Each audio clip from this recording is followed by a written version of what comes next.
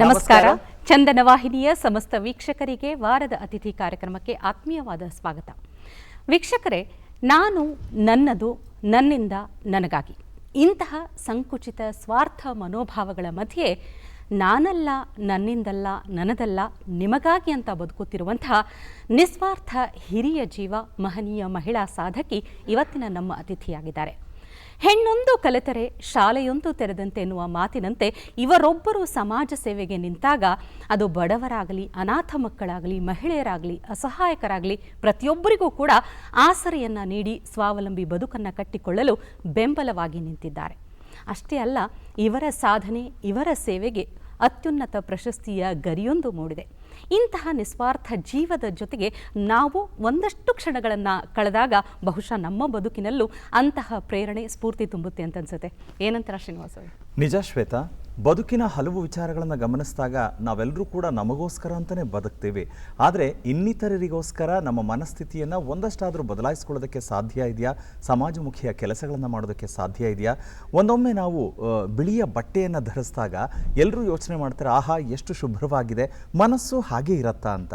ಆದರೆ ಕೆಲವರು ಮಾತ್ರ ಹೊರಭಾಗದಲ್ಲಿ ಒಳಭಾಗದಲ್ಲೂ ಕೂಡ ಅಂಥ ಶುಭ್ರತೆಯನ್ನಿಟ್ಕೊಂಡು ಸಮಾಜದ ಸ್ವಾಸ್ಥ್ಯವನ್ನು ಕಾಪಾಡುವ ನಿಟ್ಟಿನಲ್ಲಿ ಕೆಲಸ ಮಾಡ್ತಾರೆ ಅಂತ ಹೇಳಿದ್ರೆ, ಇವತ್ತು ನಮ್ಮೊಟ್ಟಿಗಿರುವಂಥ ಅತಿಥಿಯ ಮನಸ್ಥಿತಿಯೂ ಹಾಗೆ, ಜೊತೆಗೆ ಅವರ ಎಲ್ಲ ಕೆಲಸಗಳು ಹಾಗೆ.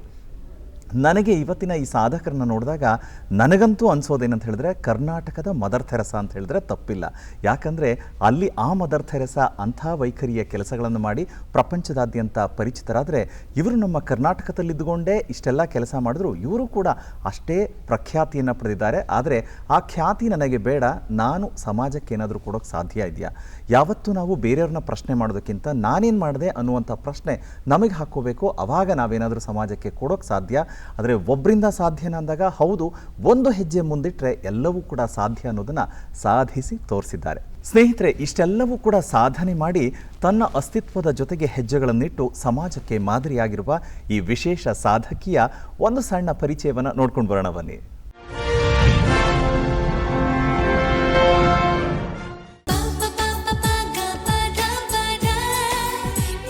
ನಿರಾಶ್ರಿತರಿಗೆ ಆಸರೆಯಾಗಿ, ಬಡವರ ಪಾಲಿನ ಭಾಗ್ಯ ದೇವತೆಯಾಗಿ, ನೊಂದವರಿಗೆ ದಾರಿದೀಪವಾಗಿರುವ ನಿಸ್ವಾರ್ಥ ಸಮಾಜ ಸೇವಕಿ, ಪದ್ಮಶ್ರೀ ಪ್ರಶಸ್ತಿ ಪುರಸ್ಕೃತ ಡಾಕ್ಟರ್ ಎಸ್.ಜಿ. ಸುಶೀಲಮ್ಮ.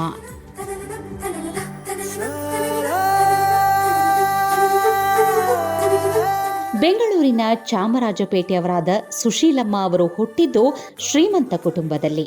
ಆದರೆ ವಿದ್ಯಾರ್ಥಿನಿಯಾಗಿದ್ದಾಗಲೇ ಬಡವರ ಕಷ್ಟಗಳನ್ನು ಕಂಡು ಮರುಗಿದ ಅವರು ಆಗಲೇ ಸಮಾಜ ಸೇವೆಯ ಸಂಕಲ್ಪ ಮಾಡುತ್ತಾರೆ.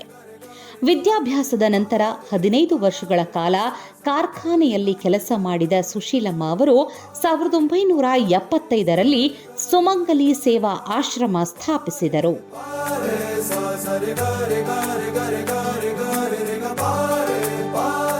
ಅನಾಥ ಮಕ್ಕಳು, ಅಸಹಾಯಕ ಮಹಿಳೆಯರು, ವೃದ್ಧರಿಗೆ ಆಶ್ರಯ ನೀಡುವುದರ ಜೊತೆಗೆ ಶಿಕ್ಷಣ, ವೃತ್ತಿಪರ ತರಬೇತಿಯ ಮೂಲಕ ಸ್ವಾವಲಂಬಿ ಬದುಕು ಕಟ್ಟಿಕೊಳ್ಳಲು ಬೆಂಬಲವಾಗಿ ನಿಂತಿದ್ದಾರೆ.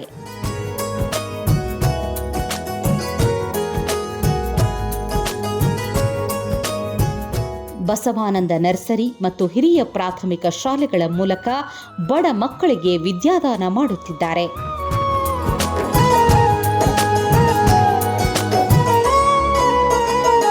ವ್ಯಸನಗಳು, ಕೌಟುಂಬಿಕ ಕಲಹಗಳಂತಹ ಸಾಮಾಜಿಕ ಪಿಡುಗುಗಳ ವಿರುದ್ಧ ಹೋರಾಟಗಳಿಗೆ ಕೈಜೋಡಿಸಿದ್ದಾರೆ.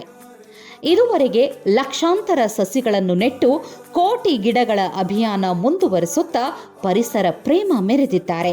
ಕಳೆದ 5 ದಶಕಗಳಿಂದ ತಮ್ಮ ಬದುಕನ್ನು ಬದಿಗೊತ್ತಿ ಇನ್ನೊಬ್ಬರಿಗಾಗಿ ಮಿಡಿಯುವ ಸಹೃದಯಿ ಸಮಾಜ ಸೇವೆಗೆ ತಮ್ಮನ್ನ ತಾವು ಅರ್ಪಿಸಿಕೊಂಡಿದ್ದಾರೆ.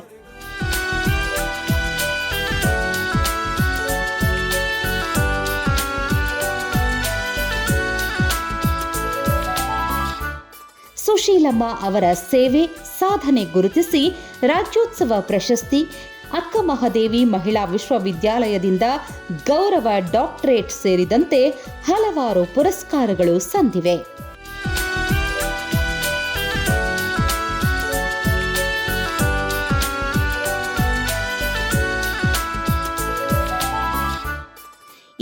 ಸಾಲಿನ ಪದ್ಮಶ್ರೀ ಪ್ರಶಸ್ತಿಗೆ ಪಾತ್ರರಾಗಿರುವ ಸಮಾಜ ಸುಧಾರಕಿ, ನಿಸ್ವಾರ್ಥ ಹಿರಿಯ ಜೀವ ಡಾಕ್ಟರ್ SG ಸುಶೀಲಮ್ಮ ಈ ವಾರದ ನಮ್ಮ ಅತಿಥಿ. ನಮಸ್ಕಾರ, ಕಾರ್ಯಕ್ರಮಕ್ಕೆ ಪ್ರೀತಿಯಿಂದ ಸ್ವಾಗತ. ಸ್ವಾಗತ ಅಮ್ಮ ನಿಮಗೆ. ಧನ್ಯವಾದಗಳು. ಅಮ್ಮ, ಭಾಳ ಖುಷಿ ಆಗುತ್ತೆ. ನಾವು ಎಲ್ಲರೂ ಅಷ್ಟೇ ಸ್ವಾರ್ಥತೆಯ ಜೊತೆಗೆ ಬದುಕು ಅಥವಾ ಮನುಷ್ಯನ ಸಹಜ ಗುಣನ ಗೊತ್ತಿಲ್ಲ, ಎಲ್ಲೋ ಒಂದು ಕಾರ್ನರ್ಲಿ ಅಂಥ ಮನಸ್ಥಿತಿ ಇರುತ್ತೆ ಅಂತ. ಆದರೆ ಸುಶೀಲಮ್ಮ ಮಾತ್ರ ಹಂಗಲ್ಲ ರೀ. ಸುಶೀಲಮ್ಮ ತನ್ನ ಸ್ವಂತದ ಬದುಕನ್ನು ಬದಿಗಿಟ್ಟು ಬದುಕಿನಲ್ಲಿ ಸಂಕಷ್ಟಗಳನ್ನು ಕಂಡರೂ ಕೂಡ ಸಕ್ಸಸ್ಸಿನ ಹಾದಿಯನ್ನು ಹಿಡಿದು ಸಮಾಜಕ್ಕೆ ದೊಡ್ಡ ಶಕ್ತಿಯಾಗಿದ್ದೀರಾ. ಮತ್ತೊಮ್ಮೆ ನಿಮಗೆ ನಮ್ಮ ಚಂದನ ವಾಹಿನಿಯ ಪರವಾಗಿ, ಎಲ್ಲರ ಪರವಾಗಿ ನಿಮಗೆ ಪ್ರೀತಿಯ ಅಭಿನಂದನೆಗಳು. ಪದ್ಮಶ್ರೀ ಪ್ರಶಸ್ತಿಯನ್ನು ಪಡೆದೋದಕ್ಕೆ ಧನ್ಯವಾದ, ವಂದನೆಗಳು ಅಮ್ಮ. ಹೇಳಿ ಅಮ್ಮ, ನೀವು ಕೂಡ ಸಹಜವಾದ ಕುಟುಂಬ, ನಿಮಗೂ ಎಲ್ಲ ಕುಟುಂಬ ಇದೆ, ಎಲ್ಲವೂ ಇದ್ರೂ ಸಮಾಜಮುಖಿಯಾದಂಥ ಕೆಲಸಕ್ಕೆ ಬರೋಕ್ಕೆ ಅಂತ ಹೇಳಿದ್ರೆ ಒಂದಷ್ಟು ಪ್ರೇರಣೆಗಳು ಇರಲೇಬೇಕು. ಯಾಕೆ, ಎಂಥ ಪ್ರೇರಣೆ ನಿಮಗೆ ಅದು ಸಿಕ್ಕಿದ್ದು?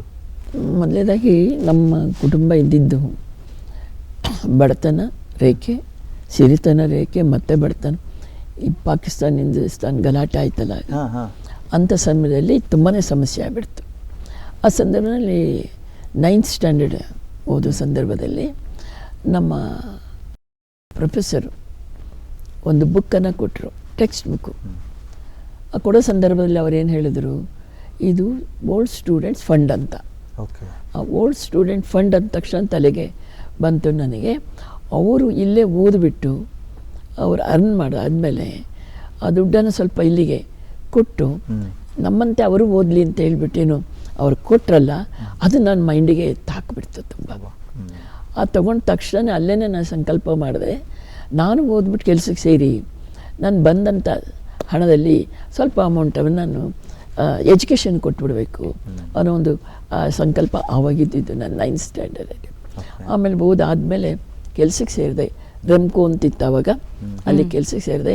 15 ವರ್ಷ ಅಲ್ಲಿ ಸರ್ವಿಸ್ ಮಾಡಿದೆ. ಸರ್ವಿಸ್ ಮುಗಿಸ್ಕೊಂಡು ಮತ್ತೆ ಈ ಸರ್ವಿಸ್ಗೆ ಬರಲಿಕ್ಕೆ ಕಾರಣ ಮೊದಲನೇದಾಗಿ ನಮ್ಮ ಮಾತೆ ಮಹಾದೇವರು, ನೀವು ಕೇಳಿದಿರಿ ಅಂತೆ. ಇಡೀ ನಮ್ಮ ಕರ್ನಾಟಕಕ್ಕೆ ಬೇರೆ ಕಡೆಗೆ ಬಸವಣ್ಣವರನ್ನ ಪ್ರಚಾರ ಮಾಡಿದವರು ಅವರು, ವಚನಗಳನ್ನು ಪ್ರಚಾರ ಮಾಡಿದವರು ಅವರು. ಸೊ ಅಂಥವರ ಒಂದು ಶಿಷ್ಯರಾಗಿ ನಾನು ಅವ್ರನ್ನ ಆರಿಸ್ಕೊಂಡೆ. ಓಕೆ. ಆದರೆ ಅಮ್ಮ, ನನಗಿನ್ನೊಂದು ಕುತೂಹಲ ಏನಂದರೆ, ಇದೆಲ್ಲ ವ್ಯವಸ್ಥೆಗಳನ್ನು ನಿಮಗೆ ನೀವು ಸ್ವ ಇಚ್ಛೆಯಿಂದ ತೆಗೆದುಕೊಂಡ್ರಿ. ಆದರೆ ಮನೆಯಲ್ಲಿ ಅದು ಬಡತನ ಇರ್ಬೋದು, ಬಡತನ ರೇಖೆಗಿಂತ ಕಡಿಮೆ ಇರ್ಬೋದು, ಮಧ್ಯಮ ವರ್ಗ ಏನೇ ಇರ್ಬೋದು, ಪ್ರತಿಯೊಬ್ಬರು ಕುಟುಂಬ ಅಂತ ಹೇಳಿದಾಗ ತಂದೆ ತಾಯಿಯ ಯೋಚನೆ ಆಲೋಚನೆಗಳು ಒಬ್ಬ ಹೆಣ್ಣುಮಗಳು ಅಂದಾಗ ಬೇರೆಯೇ ಇರುತ್ತೆ. ಆವಾಗ ಯಾರು ನಿಮ್ಮ ಮನೆಯಲ್ಲಿ ತಂದೆ ತಾಯಿ ಏನೂ ಮಾತಾಡಲಿಲ್ವಾ? ಇಲ್ಲ, ಆ ಸಂದರ್ಭದಲ್ಲಿ ಮಾತಾಜಿಯವರು ಸಿಗೋ ಸಂದರ್ಭದಲ್ಲಿ ತಂದೆ ತಾಯಿ ಇಬ್ಬರು ಇರಲಿಲ್ಲ. ಇಬ್ಬರು ಇರಲಿಲ್ಲ. ಇನ್ನೊಬ್ಬರಿಗೆ ಒಳ್ಳೆಯದನ್ನು ಬಯಸೋದು ಪ್ರತಿಯೊಬ್ಬರೂ ಮಾಡ್ತೀವಿ, ಒಳ್ಳೆ ಮನಸ್ಸಿನಿಂದ ಹಾರೈಸ್ತೀವಿ, ಅದು ಸುಲಭ ಸಹಜ. ಆದರೆ ಅದಕ್ಕೋಸ್ಕರನೇ ನಿಮ್ಮ ಜೀವನವನ್ನು ಮುಡಿಪಾಗಿಟ್ಕೊಂಡು, ಅಂದರೆ ನಿಮ್ಮ ಬದುಕನ್ನು ಸವಿಸ್ತಾ ಮತ್ತೊಬ್ಬರ ಬದುಕಿಗೆ ಸವಿ ಉಣಿಸೋದಿದೆಯಲ್ಲ, ಅಂಥ ಪುಣ್ಯದ ಕೆಲಸ. ಅಂದರೆ ಇದನ್ನೇ ಮುಂದುವರಿಸಬೇಕು ಅಂತ ತುಂಬ ದೃಢ ಸಂಕಲ್ಪ ಮಾಡಿದ್ದು ಯಾವಾಗ ಅಮ್ಮ? 74 ಮಾಡಿದ್ದು. 75 1975 ನನ್ನ ಜೊತೆಯಲ್ಲಿ ಕಾಂತಮ್ಮ ಅಂತೇಳಿ, ಅವರು ಮತ್ತು ನಾವಿಬ್ಬರೂ, ಅವರು ಯಶವಂತಪುರದಲ್ಲಿ ಇದ್ದಿದ್ದು. ಸೊ ಅವರು ನನಗೆ ಎಲ್ಲಿ ಪರಿಚಯ ಆಗಿದ್ದು ಅಂದರೆ ಮಾತೆ ಮಹಾದೇವರ ಮಠದಲ್ಲಿ ಪರಿಚಯ ಆಗಿದ್ದು. ಗೊತ್ತಿಲ್ಲ, ಭಗವಂತನ ನೇಮ ಏನಿದೆ ಅಂತ ಗೊತ್ತಿಲ್ಲ. ಅಲ್ಲಿ ನಮ್ಮಿಬ್ಬರು ಪರಿಚಯ ಆಗಿಬಿಟ್ಟು ಆಮೇಲೆ ನಾವಿಬ್ಬರು ಸೇರಿಕೊಂಡು ಎಲ್ಲಿಗೆ ಬಂದ್ವಿ ಅಂತಂದ್ರೆ, ನಾನು ಎಲ್ಲಿಗೆ ಬಂದೆ ಅಂದರೆ ಲೀಲಾದೇವಿ ಪ್ರಸಾದಮ್ಮ ಮಂತ್ರಿಗಳಾಗಿದ್ದಾರಲ್ಲ, ಆ ಸಮಯದಲ್ಲಿ ನಾನು ಅವ್ರ ಹತ್ರ ಬಂದೆ. ಅಲ್ಲಿ ಬಿಟ್ಟು ಇಲ್ಲಿಗೆ ಬಂದಾಗ ಏನಾದರೂ ಕೆಲಸ ಕೊಡಿ ಅಂತ ಕೇಳಿದೆ. ಕೆಲಸ ಕೊಡಿ ಅಂತ ಕೇಳಿದ ತಕ್ಷಣ ಅವರು ಹೇಳಿದ್ರು, ನಮ್ಮದೊಂದು ಸ್ಲಮ್ ಇದೆ, ಅದೊಂದು ಶಾಲೆ ಇದೆ, ಅಲ್ಲಿ ಇರಮ್ಮ ನೀನು ಅಂತ ಹೇಳಿದ್ರು. ಅಲ್ಲಿ ಇರಮ್ಮ ಅಂತ ಹೇಳಿದ ತಕ್ಷಣವೇ ಅಲ್ಲಿಗೆ ನಾವು ಬಂದಾಯಿತು. ಬಂದಾದಮೇಲೆ ಅಲ್ಲಿ ಮಕ್ಕಳುಗಳು ಶಾಲೆ ಬಿಟ್ಟು ಓಡಾಡ್ತಿದ್ರು. ತುಂಟತನ ಅಂದರೆ ತುಂಟತನ. SLC fail ಆಗಿರೋರಿದ್ರು. ಅವರಿಗೆಲ್ಲ ಪಾಠ ಮಾಡೋಕ್ಕೆ ಶುರು ಮಾಡಿದೆ. ಪಾಠ ಮಾಡೋಕ್ಕೆ ಶುರು ಮಾಡಿದ್ಮೇಲೆ SLC ಪಾಸಾಗಿ ಈಗ ಚೆನ್ನಾಗಿದ್ದಾರೆ, ಅವರು ನೆನ್ಪು ಮಾಡ್ಕೊತಾರೆ. ಮತ್ತು ಯಾರೇ ಶಾಲೆಗೆ ಹೋಗಲ್ವೋ ಅವನ್ನೆಲ್ಲ ಕರ್ಕೊಂಡು ಶಾಲೆಗೆ ಅಡ್ಮಿಟ್ ಮಾಡ್ತಾನೆ ಅಲ್ಲೇ ನನಗೆ ಕೆಲಸನೂ ಕೊಟ್ಟರು. ಶಿಶು ವಿಹಾರದಲ್ಲಿ ಕೆಲಸ ಕೊಟ್ಟರು. 60 ರೂಪಾಯಿ ಸಂಬಳ ಸಿಕ್ತು. ಹಾಂ 60 ರೂಪಾಯಿನಲ್ಲಿ ಜೋಡಿಸ್ಕೊಂಡಿದ್ದು. ಆಮೇಲೆ ಅವ್ರು ಹೇಳಿದ್ರು, ಅವನಿಗೆ ಕಂಡೆನ್ಸ್ ಕೋರ್ಸ್ ಶುರು ಮಾಡ್ತೀನಿ, ಅಲ್ಲಿಗೆ ಬರಬೇಕು ಅಂತ. ಓಕೆ. ಆಯ್ತು ಅಂತೇಳಿ ಕಂಡೆನ್ಸ್ ಕೋರ್ಸ್ಗೆ ಅಲ್ಲಿಗೆ ಬಂದು ಅಲ್ಲಿ ವಾರ್ಡನ್ ಕಮ್ ಟೀಚರ್ ಆಗಿ ವರ್ಕ್ ಮಾಡಿದೆ. 7th ಕಟ್ಸೋದಕ್ಕೆ ಬೇರೆ ಬೇರೆ ಜಿಲ್ಲೆಗಳಿಂದೆಲ್ಲ ಬರ್ತಿದ್ರು. ಕಂಡೆನ್ಸ್ ಕೋರ್ಸ್ ಅಂತ ಅದಕ್ಕೆ ಸೇರಿದ್ರು. ಓಕೆ. ಸೊ ಅಲ್ಲಿ ನಾನು ಕೆಲಸ ಮಾಡ್ತಾ ಜೊತೆಯಲ್ಲಿ ಈ ರೇಷ್ಮೆ ಗುಡಿನ ಹಾರ ಇತ್ತು, ರೇಷ್ಮೆ ಗುಡಿನ ಹೌದು ಹಾರ ಅದು ಮಾಡಲಿಕ್ಕೂ ಶುರು ಮಾಡಿದ್ವಿ, ಟ್ರೈನಿಂಗ್ ಕೊಡಲಿಕ್ಕೂ ಶುರು ಮಾಡಿ. ಈ ಕಡೆ ಇದು, ಆ ಕಡೆ ಅದು ಎರಡೇನು ಅಂತ. ಓಕೆ. ಆಮೇಲೆ ಅಲ್ಲಿ ಮಾಡ್ತಾನೆ 7th 100% ರಿಸಲ್ಟ್ ಬಂತು. ಹಾಗೇನೆ ಕಂಟಿನ್ಯೂ ಆಯಿತು SSLCಗೆ. ಓಕೆ. ಅಲ್ಲಿ SSLC ಮುಗಿಸ್ಕೊಂಡಾದಮೇಲೆ ನಾವೇನು ಮಾಡಿದ್ವಿ, ಇದೆಲ್ಲ ಮಾಡ್ತಾ ಇದ್ದೀವಲ್ಲ ಅಂತೇಳಿ ಈ ಸಮಾಜ ಸೇವೆ ಮಾಡಲಿಕ್ಕೆ ಪೂರ್ಣ ಆಗಬೇಕು ಅಂತ ಹೇಳ್ಬಿಟ್ಟು ಅಮ್ಮ ಅವ್ರ ಹತ್ರ ಮಾತಾಡಿದೆ ನಾನು. ಅವರು ಮಾಡು ನೀನು ಅಂತ ಹೇಳ್ಬಿಟ್ಟು ಹೇಳಿದ್ರು. ಸರಿ ಅಂತೇಳಿ 1975ನಲ್ಲಿ ನಾವು ಇದೇ ಅಕ್ಟೋಬರ್ 16ಕ್ಕೆ ರಿಜಿಸ್ಟ್ರೇಷನ್ ಮುಗಿಸಿದ್ವಿ. ಅಲ್ಲಿಂದ ನಮ್ಮ ಇದು ಸ್ಟಾರ್ಟ್ ಆಯಿತು ಒಂದಕ್ಕೊಂದು. ನೀವು ನಿಮ್ಮದೇ ಆದಂಥ ಸ್ವಂತ ಸಮಾಜಮುಖಿ ಕೆಲಸ ಮಾಡೋದಕ್ಕೆ ಸಂಸ್ಥೆಯನ್ನು ಸ್ಥಾಪನೆ ಮಾಡ್ತೀರಾ ಅಕ್ಟೋಬರ್ 16, 1975 ಅಂತ. ಈ ಹೆಸರು ಯಾರು ಸಜೆಸ್ಟ್ ಮಾಡಿದ್ದಮ್ಮ, ಸುಮಂಗಲಿ ಸೇವಾಶ್ರಮ? ನೀವೇ? ಅಂದ್ರೆ ಯಾಕೆ ಬಂತದು? ಅಂದ್ರೆ ಅದೇ ಹೆಸರು ಅಂದರೆ ಸುಮಂಗಲಿ ಭವೋ ಅಂತೇನು ಆಶೀರ್ವಾದ ಮಾಡ್ತಾರಲ್ಲ ದೊಡ್ಡವರು, ಇದನ್ನ ಪದವನ್ನು ನಾನು ಆರಿಸ್ಕೊಂಡೆ. ಸುಮಂಗಲಿ ಸೇವಾ ಆಶ್ರಮ ಅಂತ, ಒಂದು ಸೇವೆ ಮಾಡ್ತಕ್ಕಂಥ ನೆಲೆ ಅಂತ ಹೇಳ್ಬಿಟ್ಟದು. ಅಂದರೆ ಸುಮಂಗಲಿ ಸೇವಾ ಆಶ್ರಮ ಅಂತೇಳಿ ಮಾಡಿದ್ದು. ಒಂದು ಆಧ್ಯಾತ್ಮಿಕದಲ್ಲಿ ಬಂತು ಆಶ್ರಮ ಅಂತಂದರೆ. ಸೊ ಇದು ಸುಮಂಗಲಿ ಭವ ಅಂದರೆ ಅದೊಂದು ಆಶೀರ್ವಾದ ಅಂತ. ಎರಡು ಕಾಂಬಿನೇಷನ್ ಮಾಡಿದ್ರಿ. ಮುಖ್ಯವಾಗಿ ಬರೀ ಹೆಣ್ಣು ಮಕ್ಕಳಿಗೆ ಅಥವಾ ಹೆಣ್ಣು ಮಕ್ಕಳನ್ನ ಅವ್ರಿಗೇನು ಬೇಕಾಗಿದೆ, ಅವರಿಗೆ ಮೂಲ ಸೌಕರ್ಯಗಳಿರ್ಬೋದು, ಔದ್ಯೋಗಿಕವಾಗಿ ಅವರು ಬೆಳವಣಿಗೆ ಆಗೋದಕ್ಕೆ ಅಂಥ ಒಂದು ಹಿನ್ನೆಲೆಯನ್ನು ಇಟ್ಕೊಂಡೇ ಶುರು ಮಾಡಿದ್ದಲ್ಲ ಅಮ್ಮ?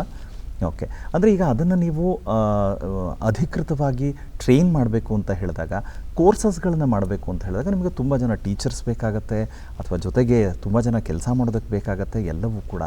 ಆ ನಿಟ್ಟಿನಲ್ಲಿ ನೀವು ಅಂದರೆ ಸರ್ಕಾರದ ಮೂಲಕ ಒಂದಷ್ಟು ಅದಕ್ಕೆ ಟ್ರೈನ್ ಅಪ್ ಅಥವಾ ಟ್ರೈನ್ ಆದವ್ರನ್ನ ತೊಗೊಳಕ್ಕೆ ತುಂಬ ವ್ಯವಸ್ಥೆಗಳೇನಾದರೂ ಇತ್ತಾ ಅಮ್ಮ? ನಾವು ಶುರು ಮಾಡಿದಾಗ ಹೌದು, ನಾವು ಶಾಲೆ ಮಾಡಿಲ್ಲ ಮೊದಲು. ಹೌದಾ? ಅದು ಮಾಡಿದ್ದು ನಾವೇನಂತಂದರೆ ಶಿಶು ವಿಹಾರ ಚಿಕ್ಕದೊಂದು, ಆಡುಗೋಡಿನಲ್ಲಿ ಒಂದು ಸ್ಲಮ್ ಇತ್ತು. ಆಡುಗೋಡಿನಲ್ಲಿ ನಮ್ಮ ಸೆಕ್ರೆಟರಿ ಕಾಂತಮ್ಮ ಅವರಿಗೆ ಅಲ್ಲಿ ಪರಿಚಯ ಇದ್ದರು. ಅವರಮ್ಮ ನಾವು ಇಲ್ಲೇನೆ ಮಾಡೋಣ ಅಂತ ಹೇಳಿದ್ರು. ಅಲ್ಲಿ ಹೋದ್ವಿ, ಮೈಕೋ ಇತ್ತಲ್ಲ ಅಲ್ಲಿ ಪಕ್ಕದಲ್ಲಿ, ಅಲ್ಲಿ ಹೋಗಿ ಅಲ್ಲಿ ಶುರು ಮಾಡಿದಾಗ ಒಬ್ಬರು ಫಿಸಿಕಲಿ ಹ್ಯಾಂಡಿಕ್ಯಾಪ್ ಟೀಚರು ಅವ್ರನ್ನೇ ತೊಗೊಂಡ್ಬಿಟ್ಟು ಆ ಶಾಲೆಗೆ ಅಪಾಯಿಂಟ್ಮೆಂಟ್ ಮಾಡಿಕೊಂಡು ಒಬ್ಬ ಆಯಾ ತೊಗೊಂಡ್ವಿ. ನಮ್ದು 60 ರೂಪಾಯಿ ಬರ್ತಿತ್ತಲ್ಲ, ಅದರಲ್ಲಿ ಅವರಿಗೆ 20 ರೂಪಾಯಿ ಅವರಿಗೆ, 10 ರೂಪಾಯಿ ಇವರಿಗೆ, ಮತ್ತು ನಾವು ಹೋಗೋ ಬರೋ ಖರ್ಚು ಇದಕ್ಕೆಲ್ಲ ಇಟ್ಕೊಂಡಿವೆ. ಅದು ಶುರುವಾಗಿದ್ದು 76 ಫೆಬ್ರವರಿ 5ನೇ ತಾರೀಕು. ಅಮ್ಮ, ಅಂದಿನ ಕಾಲದ ಮಟ್ಟಿಗೆ 60 ರೂಪಾಯಲ್ಲಿ ಇಷ್ಟೆಲ್ಲ ಮಾಡಲಿಕ್ಕೆ ಸಾಧ್ಯ ಆಗ್ತಿತ್ತು ಅನ್ನೋದೇ ಆಶ್ಚರ್ಯ. ಅದರ ಜೊತೆಗೆ ನೋಡಿ, ಅಂದರೆ ಮಾಡಬೇಕು, ಇನ್ನೊಬ್ಬರಿಗೆ ಏನೋ ಒಂದು ಸಹಾಯ ಮಾಡಬೇಕು ಅಥವಾ ದಾನ ಮಾಡಬೇಕು ಅಂತಂದಾಗ ತುಂಬ ದೊಡ್ಡ ಮನಸ್ಸು ಬೇಕು. ಅದರ ಜೊತೆಗೆ ಮತ್ತೂ ಕೇಳ್ತೀನಿ ನಾನು, ಯಾಕಂದರೆ ಮೊದಲು ನಮ್ಮ ಬದುಕನ್ನು ಚಂದಗೊಳಿಸೋಣ, ಆಮೇಲೆ ಕೈಲಾದಷ್ಟು ಮಾಡೋಣ ಅನ್ನುವಂಥ ಮನೋಭಾವ ಇರುತ್ತೆ. ಆದರೂ ಕೂಡ ಇಲ್ಲಿ ನಿಮ್ಮ ಬಗ್ಗೆ ಯೋಚನೆ ಮಾಡದೇನೆ ಈ ರೀತಿ ಒಂದು ಸೇವಾ ಮನೋಭಾವ ಮಾಡಲಿಕ್ಕಾಗಿರಬಹುದು, ಜೊತೆಗೆ ಅದಕ್ಕೆ ತಕ್ಕಂಥ ಸಹಾಯ ಬೇಕಲ್ಲಮ್ಮ. ನಿಮ್ಮ ಒಬ್ಬರಿಂದ ಆಗೋದಾದರೂ ಕೂಡ ಇಲ್ಲಿ ದಾನಿಗಳು ಬೇಕು, ಹಣದ ಸಹಾಯ ಬೇಕು, ಎಲ್ಲದಕ್ಕೂ ಹಣದ ಅವಶ್ಯಕತೆ ಇರುತ್ತೆ. ಇದೆಲ್ಲ ಹೇಗೆ, ಎಷ್ಟು ಕಷ್ಟ ಆಯಿತು ಅಮ್ಮ ಆ ಒಂದು ಆರಂಭಿಕ ಹಾದಿ? ಅಡುಗೆಯಲ್ಲಿ ಶುರು ಮಾಡಾಯ್ತು. ಆಮೇಲೆ ನಾವು ಹೆಬ್ಬಾಳಕ್ಕೆ ಬಂದ್ವಿ. ಹೆಬ್ಬಾಳ ಚಿಕ್ಕದೊಂದು ನಮ್ಮ ಕಮಿಟಿ ಮೆಂಬರ್ದೇ ಒಂದು ಇದು ತೊಗೊಂಡಿದ್ರು, ರೂಮ್ ತೊಗೊಂಡಿದ್ರು. ಬಳೆ ಅಂಗಡಿ ಮಾಡಬೇಕಂತ ತಗೊಂಡಿದ್ರು. ನಾನು ಹೇಳಿದೆ ಈ ಥರ ಬೇಕಾಗಿತ್ತೇನು ಮಾಡೋದಂತ. ನಮ್ಮದೇ ಇದೆ ಕೊಟ್ಬಿಡ್ತೀನಿ ಅಂತೇಳಿ ಅದನ್ನು ಕೊಟ್ಟರು. ಅಲ್ಲಿ ನೀರಿಲ್ಲ, ಇದಿಲ್ಲ, ಅಂಥದ್ದು ಇಲ್ಲ. ಆದರೆ ನಮ್ಮಲ್ಲಿ ಜೊತೆಲಿದ್ದರಲ್ಲ ಅವ್ರನ್ನೇ ಅಲ್ಲಿ ಇಟ್ವಿ. ಸ್ಟೂಡೆಂಟ್ಸು ಯಾರು SSLC ಓದ್ಲಿಕ್ಕೆ ಬಂದರು, ಅದ್ರಲ್ಲಿ 3-4 ಜನ ನಮ್ಮ ಜೊತೆಲಿ ಬಂದರು. ಆದಮೇಲೆ ಅಂದರೆ ಸೇವೆ ಮಾಡೋದು ನೋಡಿಬಿಟ್ಟು ನಾವು ಕೈ ಜೋಡಿಸೋಣ ಅಂತ ಬಂದರು. ಆಗ ಒಂದು ಇಬ್ಬರನ್ನಲ್ಲಿಟ್ಟು ಆನಂತರ ಸಾಕಾಗಲ್ಲ ಅಂತೇಳಿ ಇನ್ನೊಂದು ಮನೆಗೆ ಹೋದ್ವಿ. ಆ ಮನೆಯಲ್ಲಿ ಏನು ಮಾಡಿದ್ರು, ಇವರು ಕೊಡಬೇಡಿ, ಮನೆ ಕೊಡಬೇಡಿ, ಕೊಟ್ಬಿಟ್ರೆ ಅವರೇ ಕಬ್ಬಿಸ್ಕೊಂಡ್ಬಿಡ್ತಾರೆ ಅನ್ನೋ ಒಂದು ಭಾವನೆ ಅವರಲ್ಲಿ ತುಂಬಿದ್ರು ಆಜುಬಾಜು ಅವರು. ಆಮೇಲೆ ತಾತ ಅವ್ರಿಗೆ ಹೇಳಿದೆ, ನೀವು ಕೊಡಿ ನಮಗೆ, ಆದರೆ ನಾವು ಒಂದು ತಿಂಗಳು ಮೊದಲು ಹೇಳಿ ಬಿಟ್ಕೊಟ್ಬಿಡ್ತೀವಿ ನಾವು ಅಂತ ಹೇಳಿದ್ವಿ. ಅವರು ಎಷ್ಟು 80 ರೂಪಾಯಿ ಇಲ್ಲ 50 ರೂಪಾಯಿ ಬಾಡಿಗೆ ವ್ಯವಸ್ಥೆ ಮಾಡಿ ಕೊಟ್ಟರು. 100 ರೂಪಾಯಿ ಅಡ್ವಾನ್ಸ್ ತಗೊಂಡು ಈಗ ನಾವು ಕಲೆಕ್ಟ್ ಮಾಡಿದ್ವಿ ಇಟ್ಕೊಂಡಿದ್ವಲ್ಲ ಅದನ್ನ ಅಲ್ಲಿಗೆ ಕೊಟ್ವಿ ಅದನ್ನು. ಸೊ ಅವ್ರಿಗೂ ಖುಷಿ ಆಯಿತು. ಅಂದರೆ ನಮ್ಮ ಭಾವನೆ ನೋಡಿ ಅವರು ಭಾಳ ಖುಷಿ ಆಯಿತು. ಅವ್ರಿಗೂ ಕಾಲು ನಮಸ್ಕಾರ ಮಾಡ್ಕೊಂಡ್ಬಿಟ್ಟು ಆಶೀರ್ವಾದ ಮಾಡಿ ಅಂತೇಳಿ ಆ ಮನೆಗೆ ಬಂದ್ವಿ. ಆ ಮನೆಯಲ್ಲಿ ಸುಮಾರು ನಾವು ಎಷ್ಟು ಜನ ಇದ್ದೀವಪ್ಪ ಅಂದರೆ, ಒಂದು ತಾಯಿ 2 ಮಕ್ಕಳು, ತಾಯಿ 1 ಮಕ್ಕಳು, ತಾಯಿ 2 ಮಕ್ಕಳು, ಈ ಥರ ಬಂದು ಜಾಯ್ನ್ ಆದರು. ಮತ್ತು 75, 76 ಬಂದಾಗ 76ರಲ್ಲಿ ಅಲ್ಲೇನೋ ಒಂದು 3 ಜನ ಮಕ್ಕಳು ಗಂಡು ಹುಡುಗರು ಅವ್ರ ಮನೆಯವ್ರಿಗೆ ಕರ್ಕೊಂಬಂದುಬಿಟ್ರು. ಆಗ ಹಾಸ್ಟೆಲ್ ಶುರು ಮಾಡಿದ್ವಿ. ಅಲ್ಲಿ ಒಂದು ಆನಂದಗಿರಿ ದೇವಸ್ಥಾನ ಅಂತಿದ್ದು ಬೆಟ್ಟದ ಮೇಲೆ, ಆನಂದಗಿರಿ ಅಂತ.